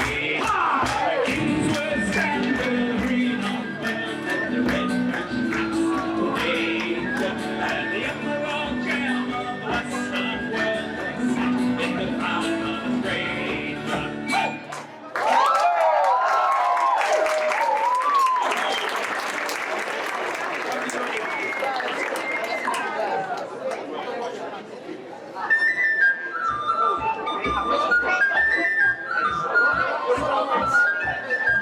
When in the merry month of June, from the home I started there, the girls of tune so nearly broken hearts saluted father dear. Listening on the mother, drink a pint of baby grief and tears, the smother then off to reap the cone. Livraria was gone, got the scalp back on to banish ghosts and goblins, brand new pair of books, rattling over the box, fighting all the dogs from the rocky road to Dublin, 1, 2, 3, 4, 5. Come ahead, turning down the rocky road, and all the way to Dublin, what will all they got? In Dublin, girl, that night they rested in so weird, he started Ivy late next morning, bright and early, took the drop of the wheel to keep me hot from sinking. That's so bad as you, when Ed is on from ringing, see the lassie smile, happening all the while, at me curious style, it's such a heart of all, and asked me was I hired in wages, I required to lie, I was almost tired of the rocky road to Dublin, 1, 2, 3, 4, 5. Turning down the rocky road, and all the way to Dublin, what will all they done? In Dublin next to right, it's such a pity to be so soon to trade and you. I say so then next to the south, all one because we get the little stuff is calling. Think no clarity, something crossed my mind. When I look behind, upon the third I find a hot mistake, the love and crying up the road. Send me on the road, was it much in go down the rocky road to Dublin, 1, 2, 3, 4, 5. Up ahead and turn it down down the rocket road, and all the way to Dublin, whack-a-lolly-da. From there I got away, me spirit smell was there, and landed on the quay just as the ship was sailing, Captain Theodore. So I told Harry when I jumped aboard, but now the pump was running down among the decks, played some funny rigs, that's some hearty chicks who walked around me, bubbling when the holy head, wish me several days, better far instead, on the rocket road to Dublin, 1, 2, 3, 4, 5, turning down the rocket road, and on the way to Dublin, whack-a-lolly. Well, the boys of Liverpool knew the straight way, and they called me several fool, and you was like they brought me in the front. I was losing for all there, as I was lady, and the business around me, so says I, shillelagh, I applied, Crawley boys were nice, thought I was a company with the laugh, joined in your break, quickly cleared the way for the rocket road, Dublin, 1, 2, 3, 4, 5, on their head and turned down the rocket road, and all the way to Dublin, whack-a-lolly.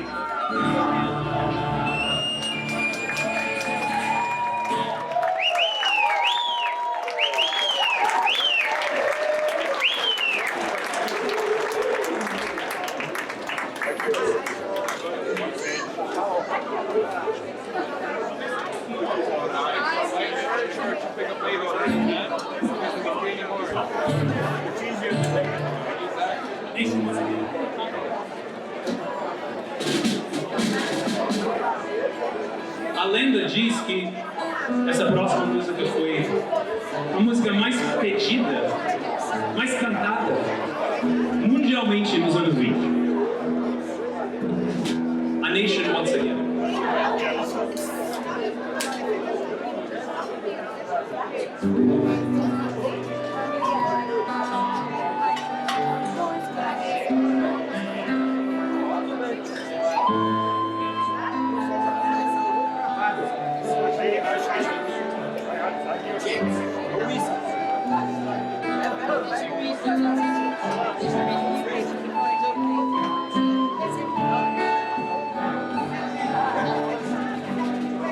A nation once again,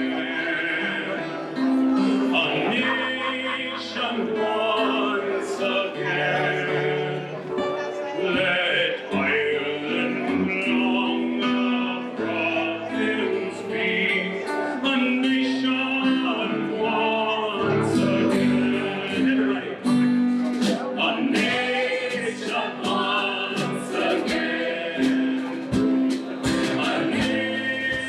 Once again, let Ireland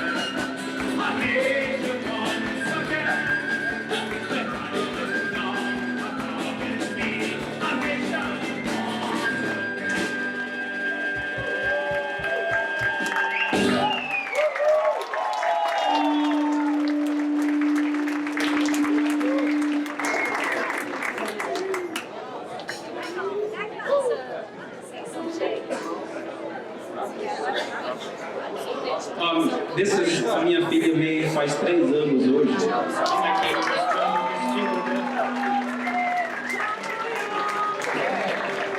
Muito querido. A próxima música se chama The Crappy Boy. É citado muitas vezes no Ulysses.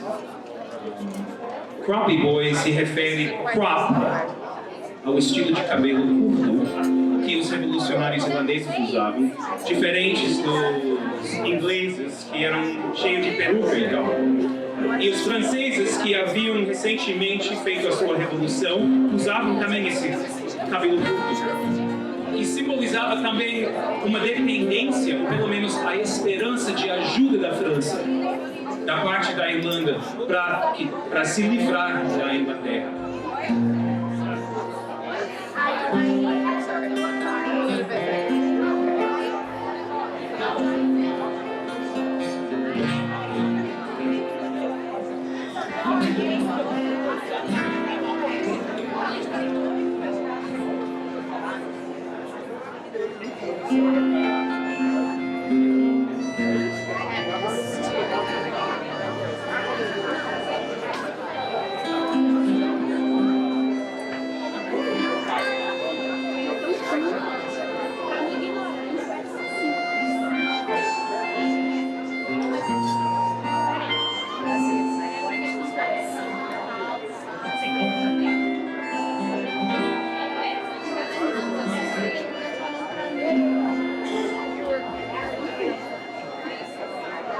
It was early, early all in the spring. The birds did whistle and sweetly sing, changing their note from tree to tree, and the song they sang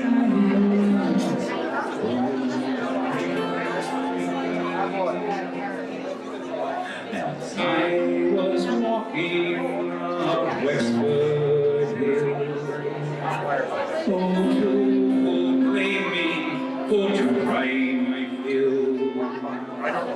I looked behind and I looked before, but my holy mother I could see no more. 'Twas early, early all in the night. The yeoman cavalry gave me a fright. The yeoman cavalry were my downfall. I was taken prisoner by the law.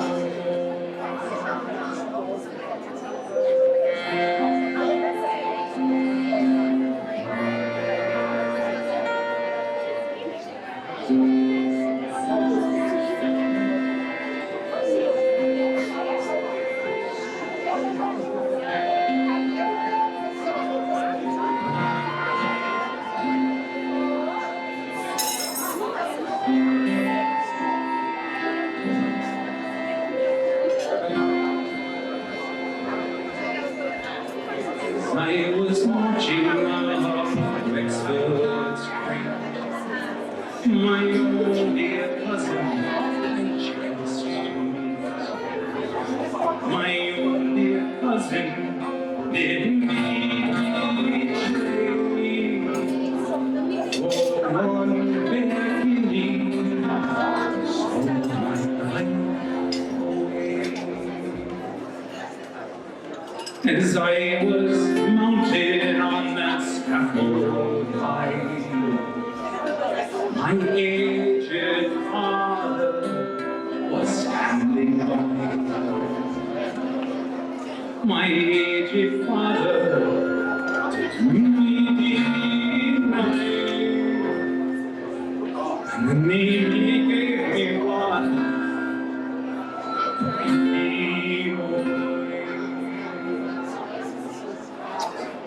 in Duncannon, that young man died, and in Duncannon, I lied.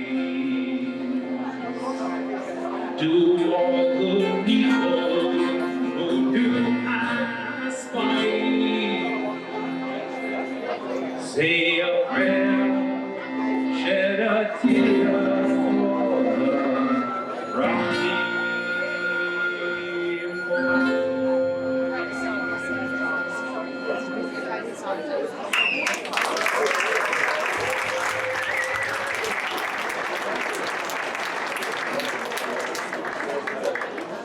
Pessoal, senhas vão ser distribuídas agora para o sorteio, que vai rolar daqui a alguns minutos. Como é que tá? As lembrancinhas também serão distribuídas nessa hora.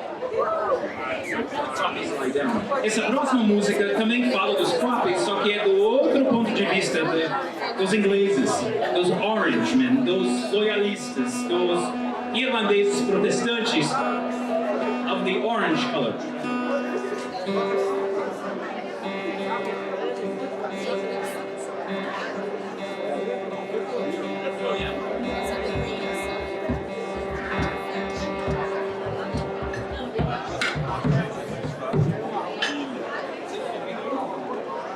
Vocês estão ouvindo ele?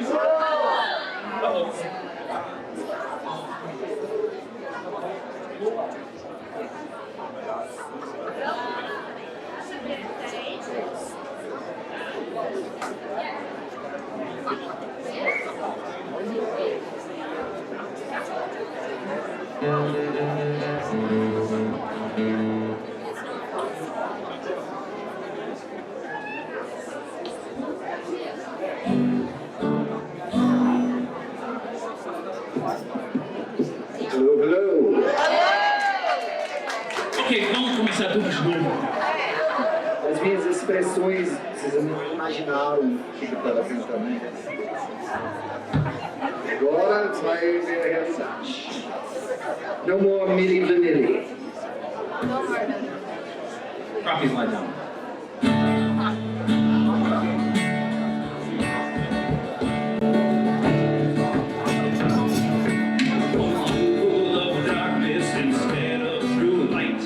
And they're not your essential except in the night. Lament your silence, let the news spread afar. The great overthrow of the northern star. Bearing down, down, bearing down, down, bearing down, bearing down, Crappies lie down. In the county of Wexford, those rebels did rise. A brave orange and they swore they sacrifice. They fought out their army, surely defeat. But we boldly attacked them and made them retreat. Bearing down, down, bearing down, down, bearing down, bearing down, Crappies lie down. On Vinegar Hill, then these rebels did crack. They fought by their number, our army to crack. But we boldly attacked them and forced them to yield. There's 500 Crappies lay dead on the field. Bearing down, down, bearing down, down, bearing down, bearing down, Crappies lie down.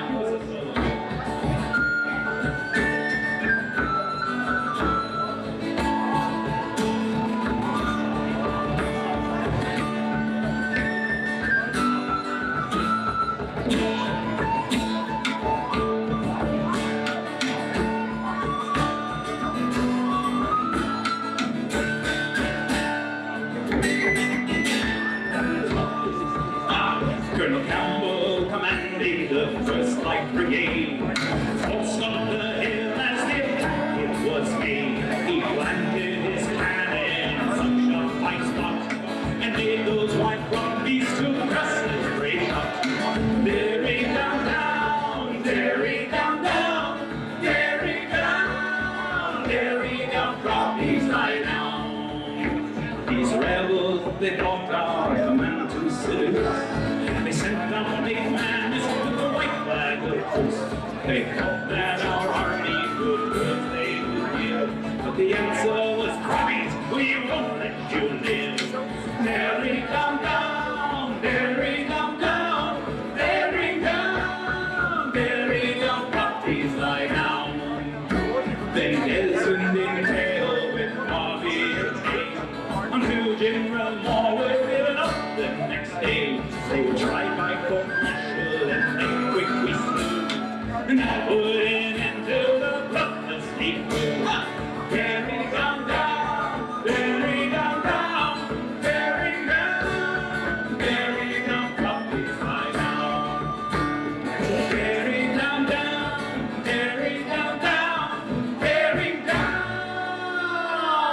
Very dumb copies like now.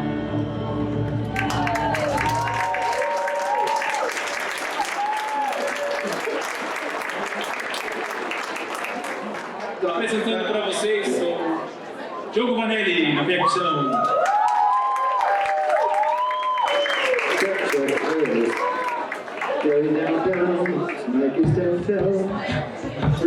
Marine Carvalho nas flautas. Kate Mansfield, violão. Jesse James.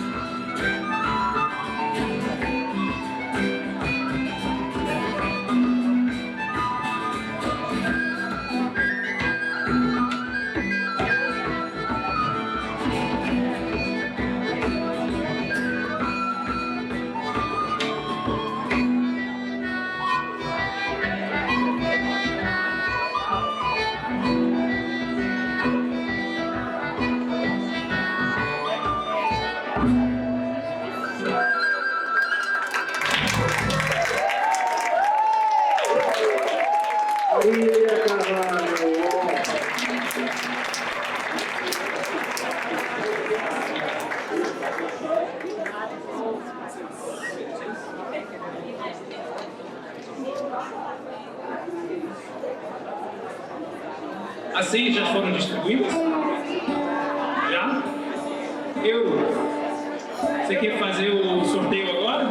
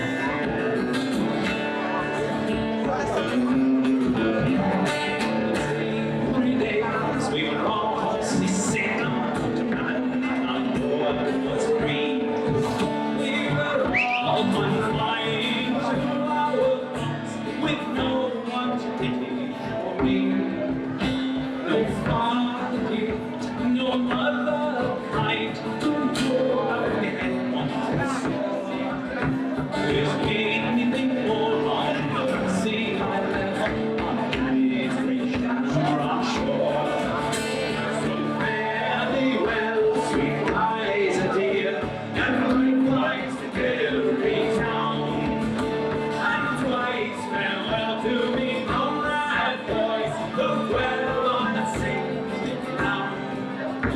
If fortune never should favor me, or I should just fall, I go back in a web with dusty I left my face reach down on shore.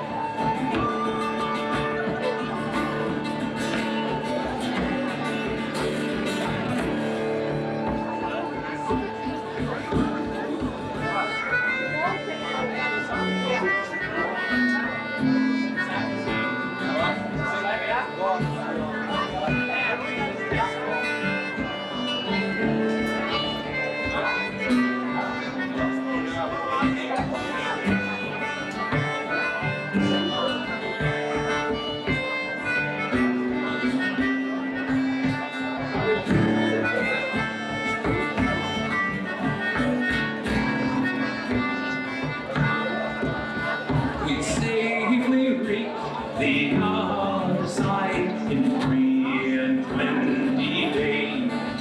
We were taken as passengers by a man and led round 6 different ways. We each of us drank a parting glass in case we might never meet more. Then drank the hell to higher land and praise green sand on shore.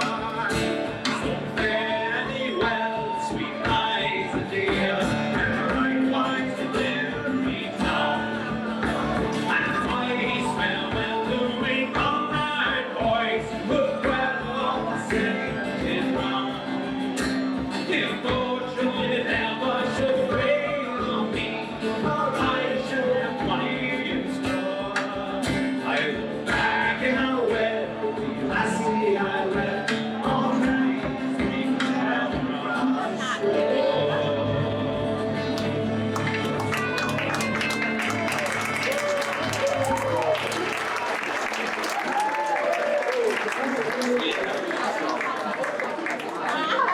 Okay, vamos fazer o sorteio? Oh, and Sean, where are you? Would you please come up and be the master of the, what do we call it? The raffle.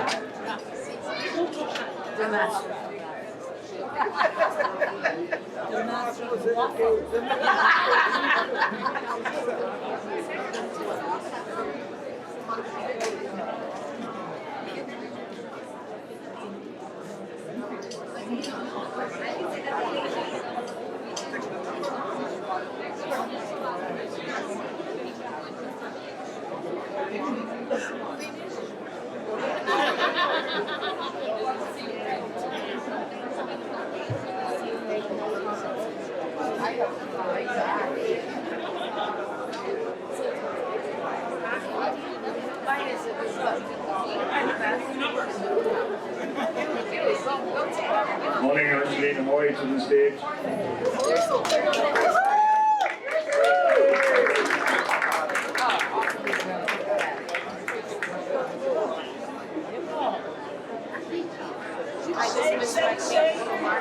Shake it on, baby.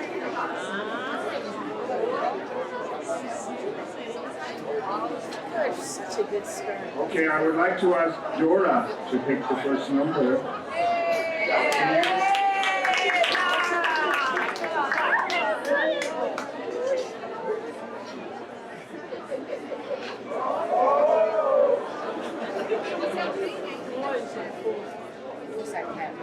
Cento cinquenta, no. 159.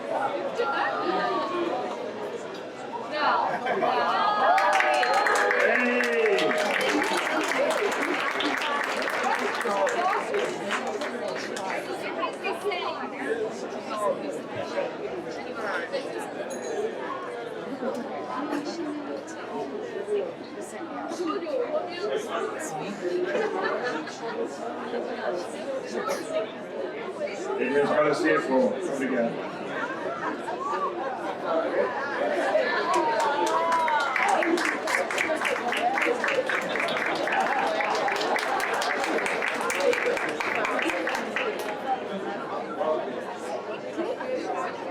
Okay, Ashley, will you pick the next number? Or you can present, okay. Don't pick any numbers that I don't know in Portuguese.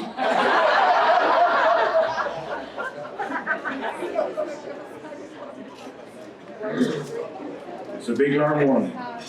0, 8, 4. We came to 4, 84.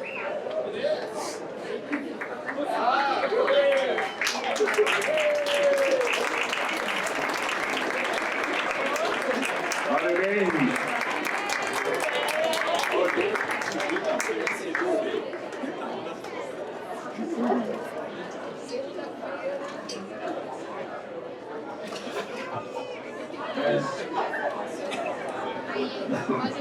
Como se chama?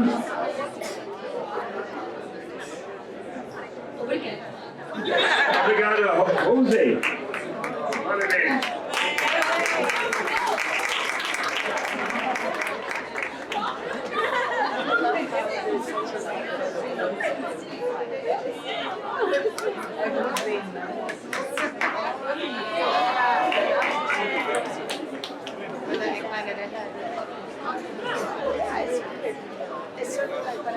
Also Malito. Dora. But they come out really pretty.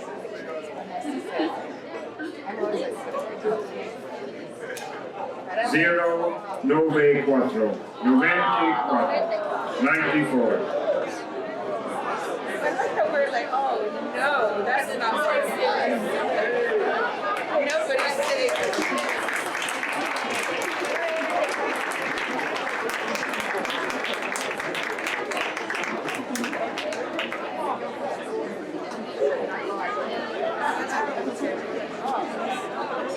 That's bad. We don't know that person. So bad. Parabéns. Como se chama, senhora? Teresa. Parabéns, Teresa.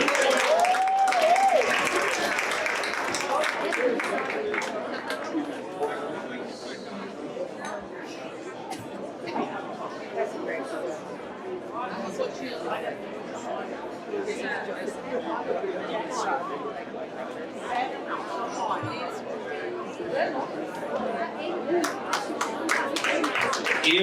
As lembrancinhas serão distribuídas durante a música? Não, depois. Ok. Alright. Here we go. Old Orange.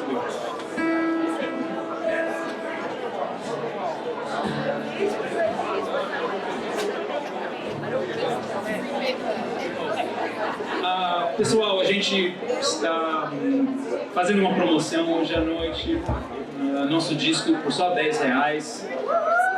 Thiago está, é nosso road e grande amigo, está com todos os nossos CDs para vocês, R$10, pode levar para casa, essa magia toda.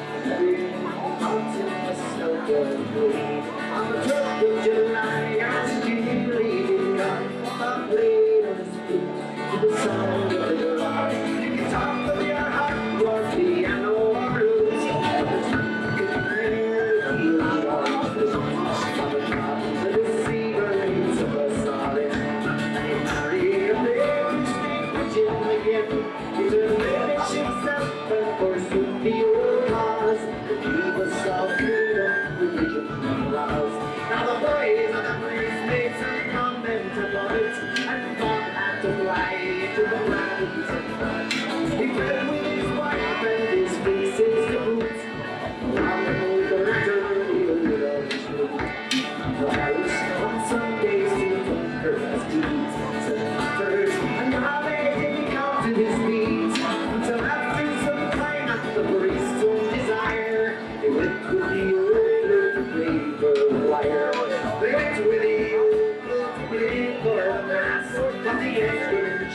garden side of the house. Tried out the wood, but it didn't noise. A flute would play only the Protestant noise.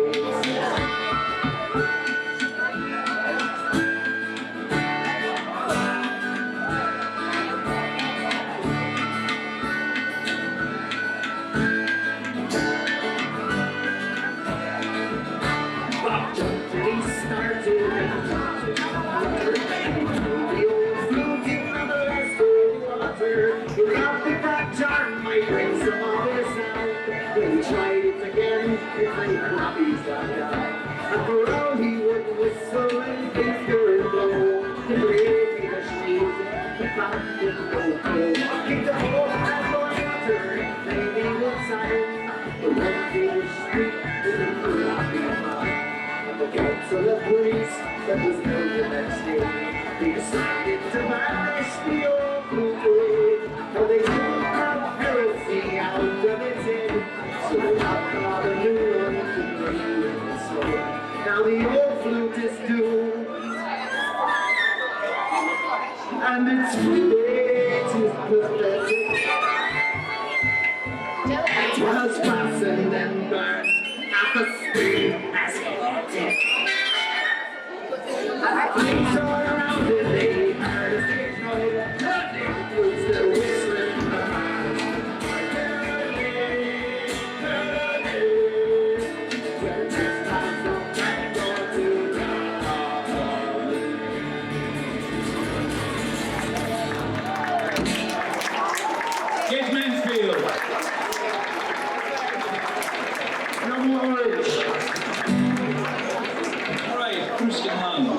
Provavelmente é a música de DVD mais linda que já foi escrita nesse planeta.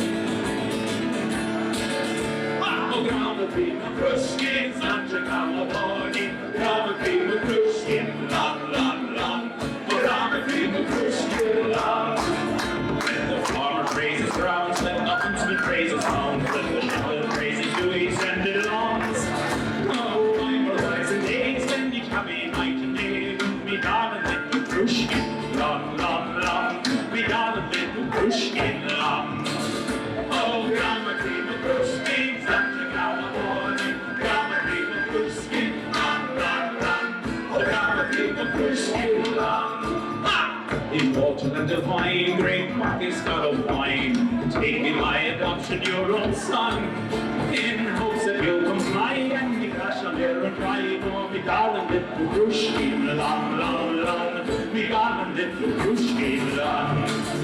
Oh, grandma came a Grushkin, Santa grandma morning, grandma came a Grushkin, long, long, long, grandma came a Grushkin, long.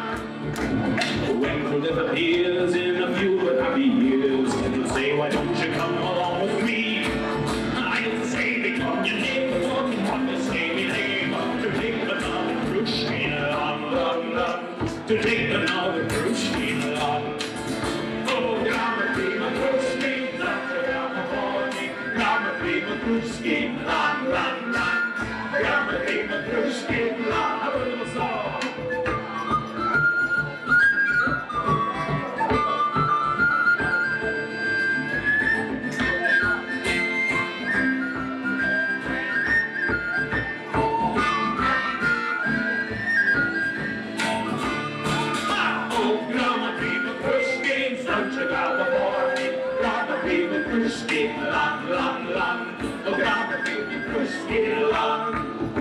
So fill your glasses high, let's not halt the lips so dry, for the clock now proclaims it is the dawn. And since we can't remain, they will shortly meet again, to take another Grushkin, long, long, long, to take another Grushkin, long. Everybody sing it!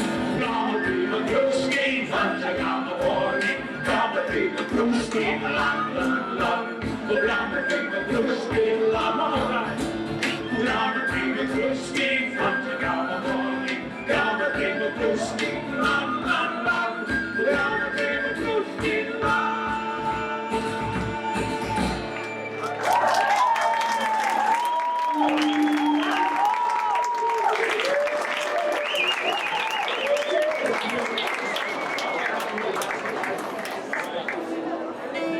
Nós só temos tempo por mais umas 3 músicas, então eu gostaria mais uma vez agradecer a casa todos vocês também pelo calor.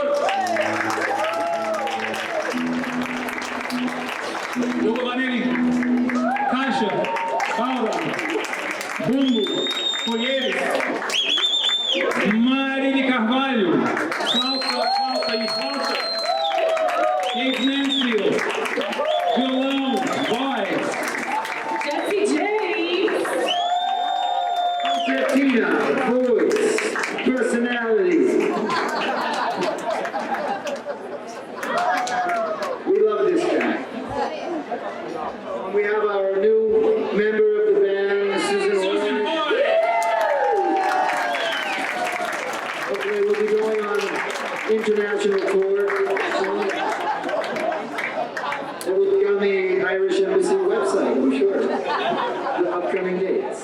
Yeah, right.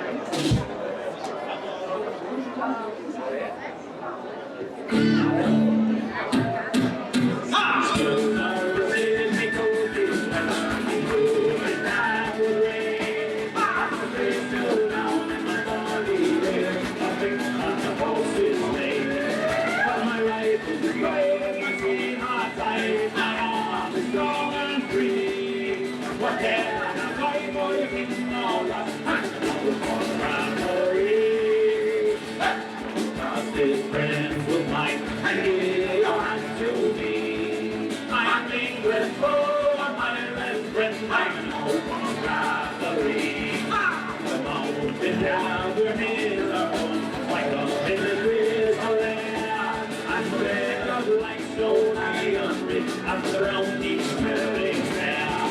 I chose the way only set is to turn our loose. We'll beat them up on equal ground. We'll fight them good. Us is friends with mine, and we all have to be. I'm England's foe, I'm Ireland's friend. I'm no rivalry. So now my father's home. But see that shot, somebody walk there, we must wait for the chicks to be alive. Alright, it's war, it's welcome, the hunt is out on go. He's dead to do his country, the heart of his cause. That's his friend, his life, and in your hands to be.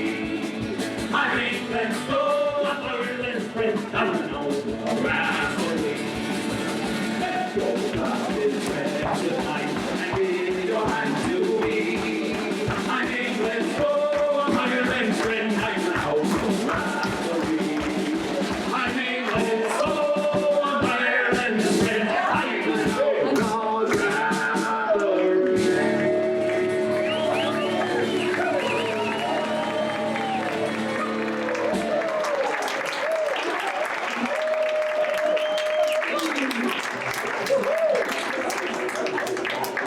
Acho que hoje a gente vai fazer uma pequena versão de uma música que se chama Monto, sobre Montgomery Street em Dublin. Definitivamente um dos bairros que Joyce mais gostava de frequentar.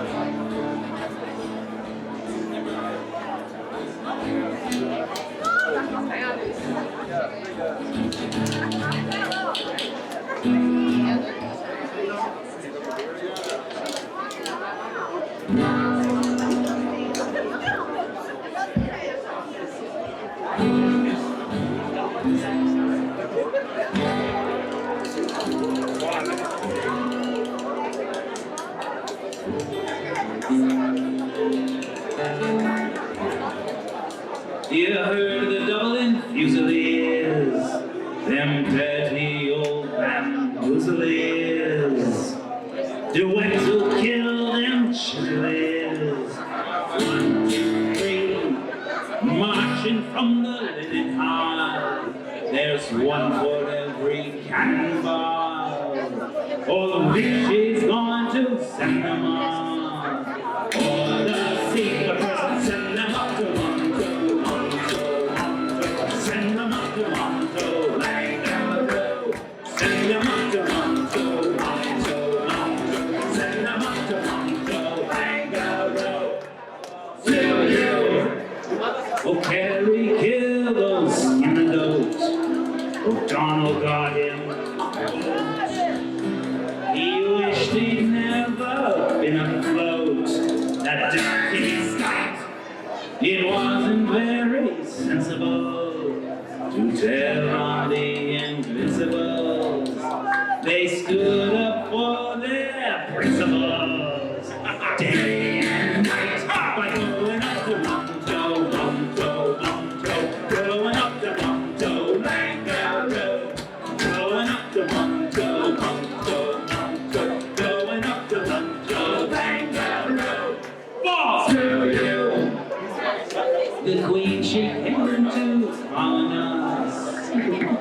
She wanted to see Oliver. 'Cause well, she didn't fall on us.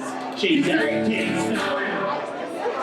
Why, Mr. Lord, Malaya, said she, is it all you've got to show to me? Why, no, ma'am, there's more, said he. Oh, my heart, take her up to Monto, Monto, Monto. Take her up to Monto, Langaro. Take her up to Monto, Monto, Monto. Take her up to Monto, Langaro. Let's all go up to Monto, Monto, Monto. Let's all go up to Monto, Langaro. Let's all go up to Monto, Monto, Monto. Let's all go up to Monto, Langaro. Ball to you!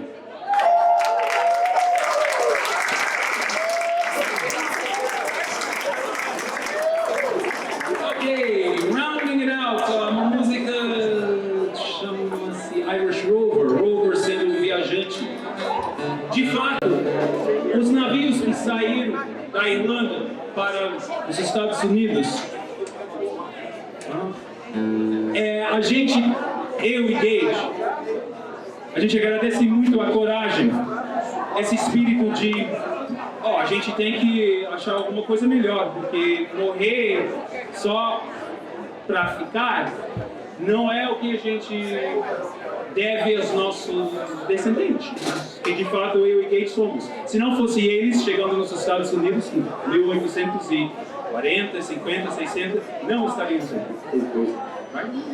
So Irish Rover. Irish Rover. So no.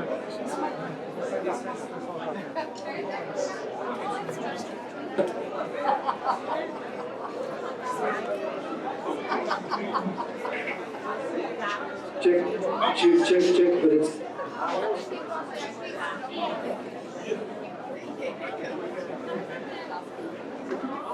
So, second. All right. Bota fé, gente. Check.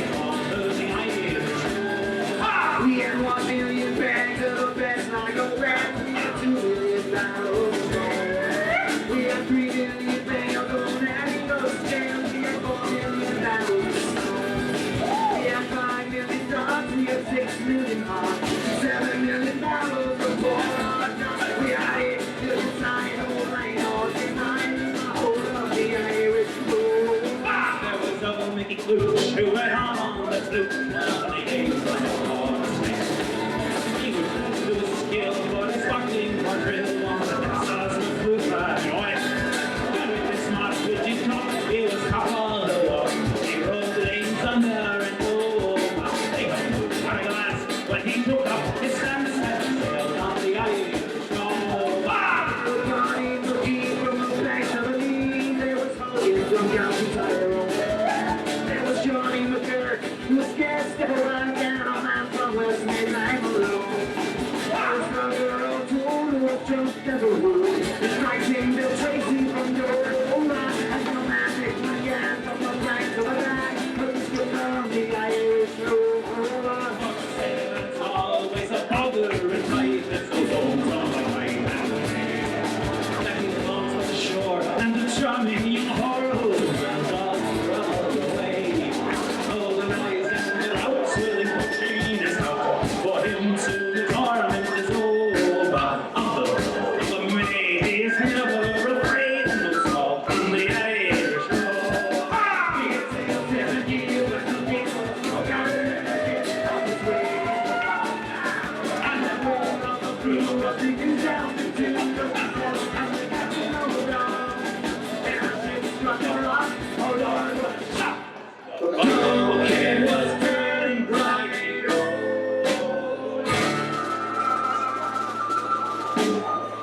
Turning 9 times around, and that poor old dog was drowned.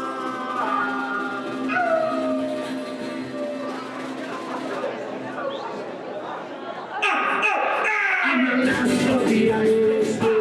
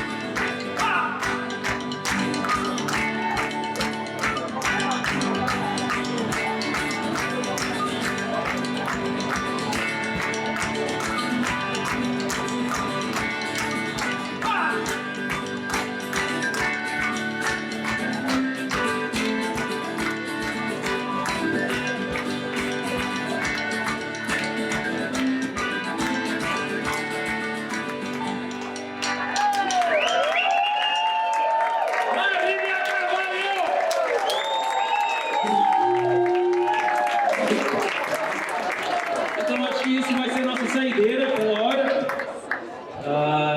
Não diretamente de Ulysses, mas faz referência ao próximo livro. Finnegan's Wake.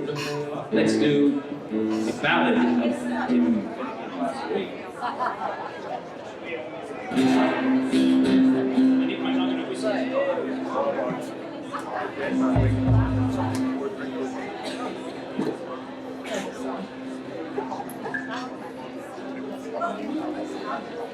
Check.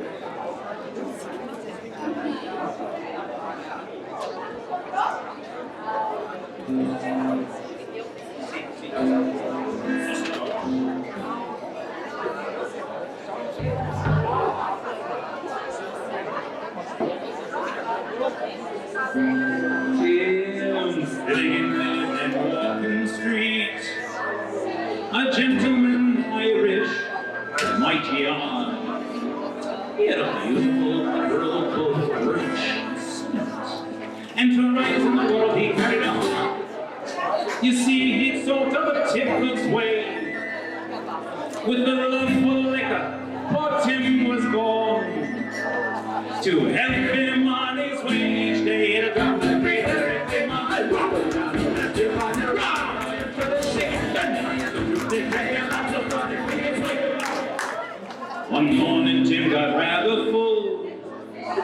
His head felt heavy, which made him shake. He fell from the ladder and he broke his skull. And they took him home, his corpse away. They rolled him up in a nice clean sheet. Not so clean. They laid him out upon the bed. It was on the floor. With a gallon of whiskey at his feet, a bottle of water at his head.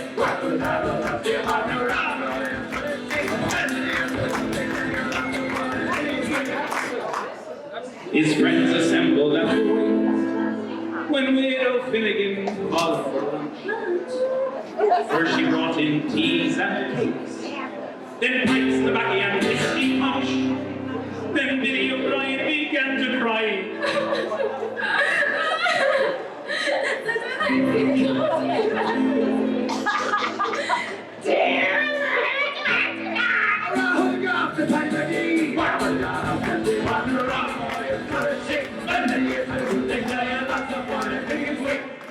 Then Mother Maureen took up the job. Biddy, she says, you're on sure.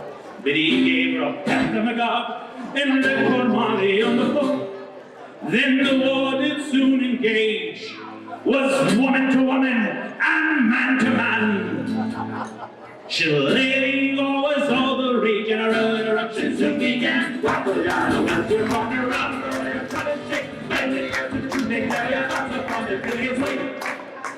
Then Mickey Maloney ducked his head when a nugget of whiskey was thrown at him.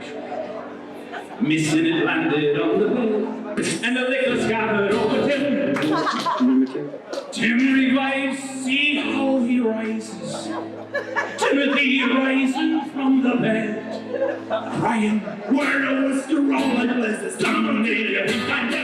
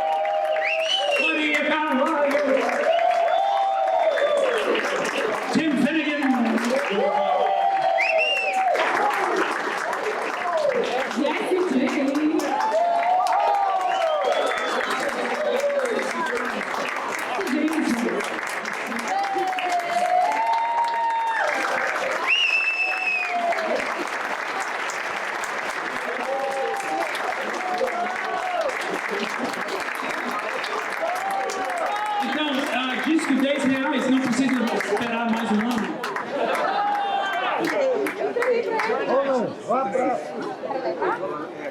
Obrigado a todo mundo, obrigado Sebinho, eu, todos os envolvidos, todos vocês, André, a equipe do som. Sim, mais uma André, vez, obrigada. gratidão por todos, assim, muito grato. E a generosidade da embaixada.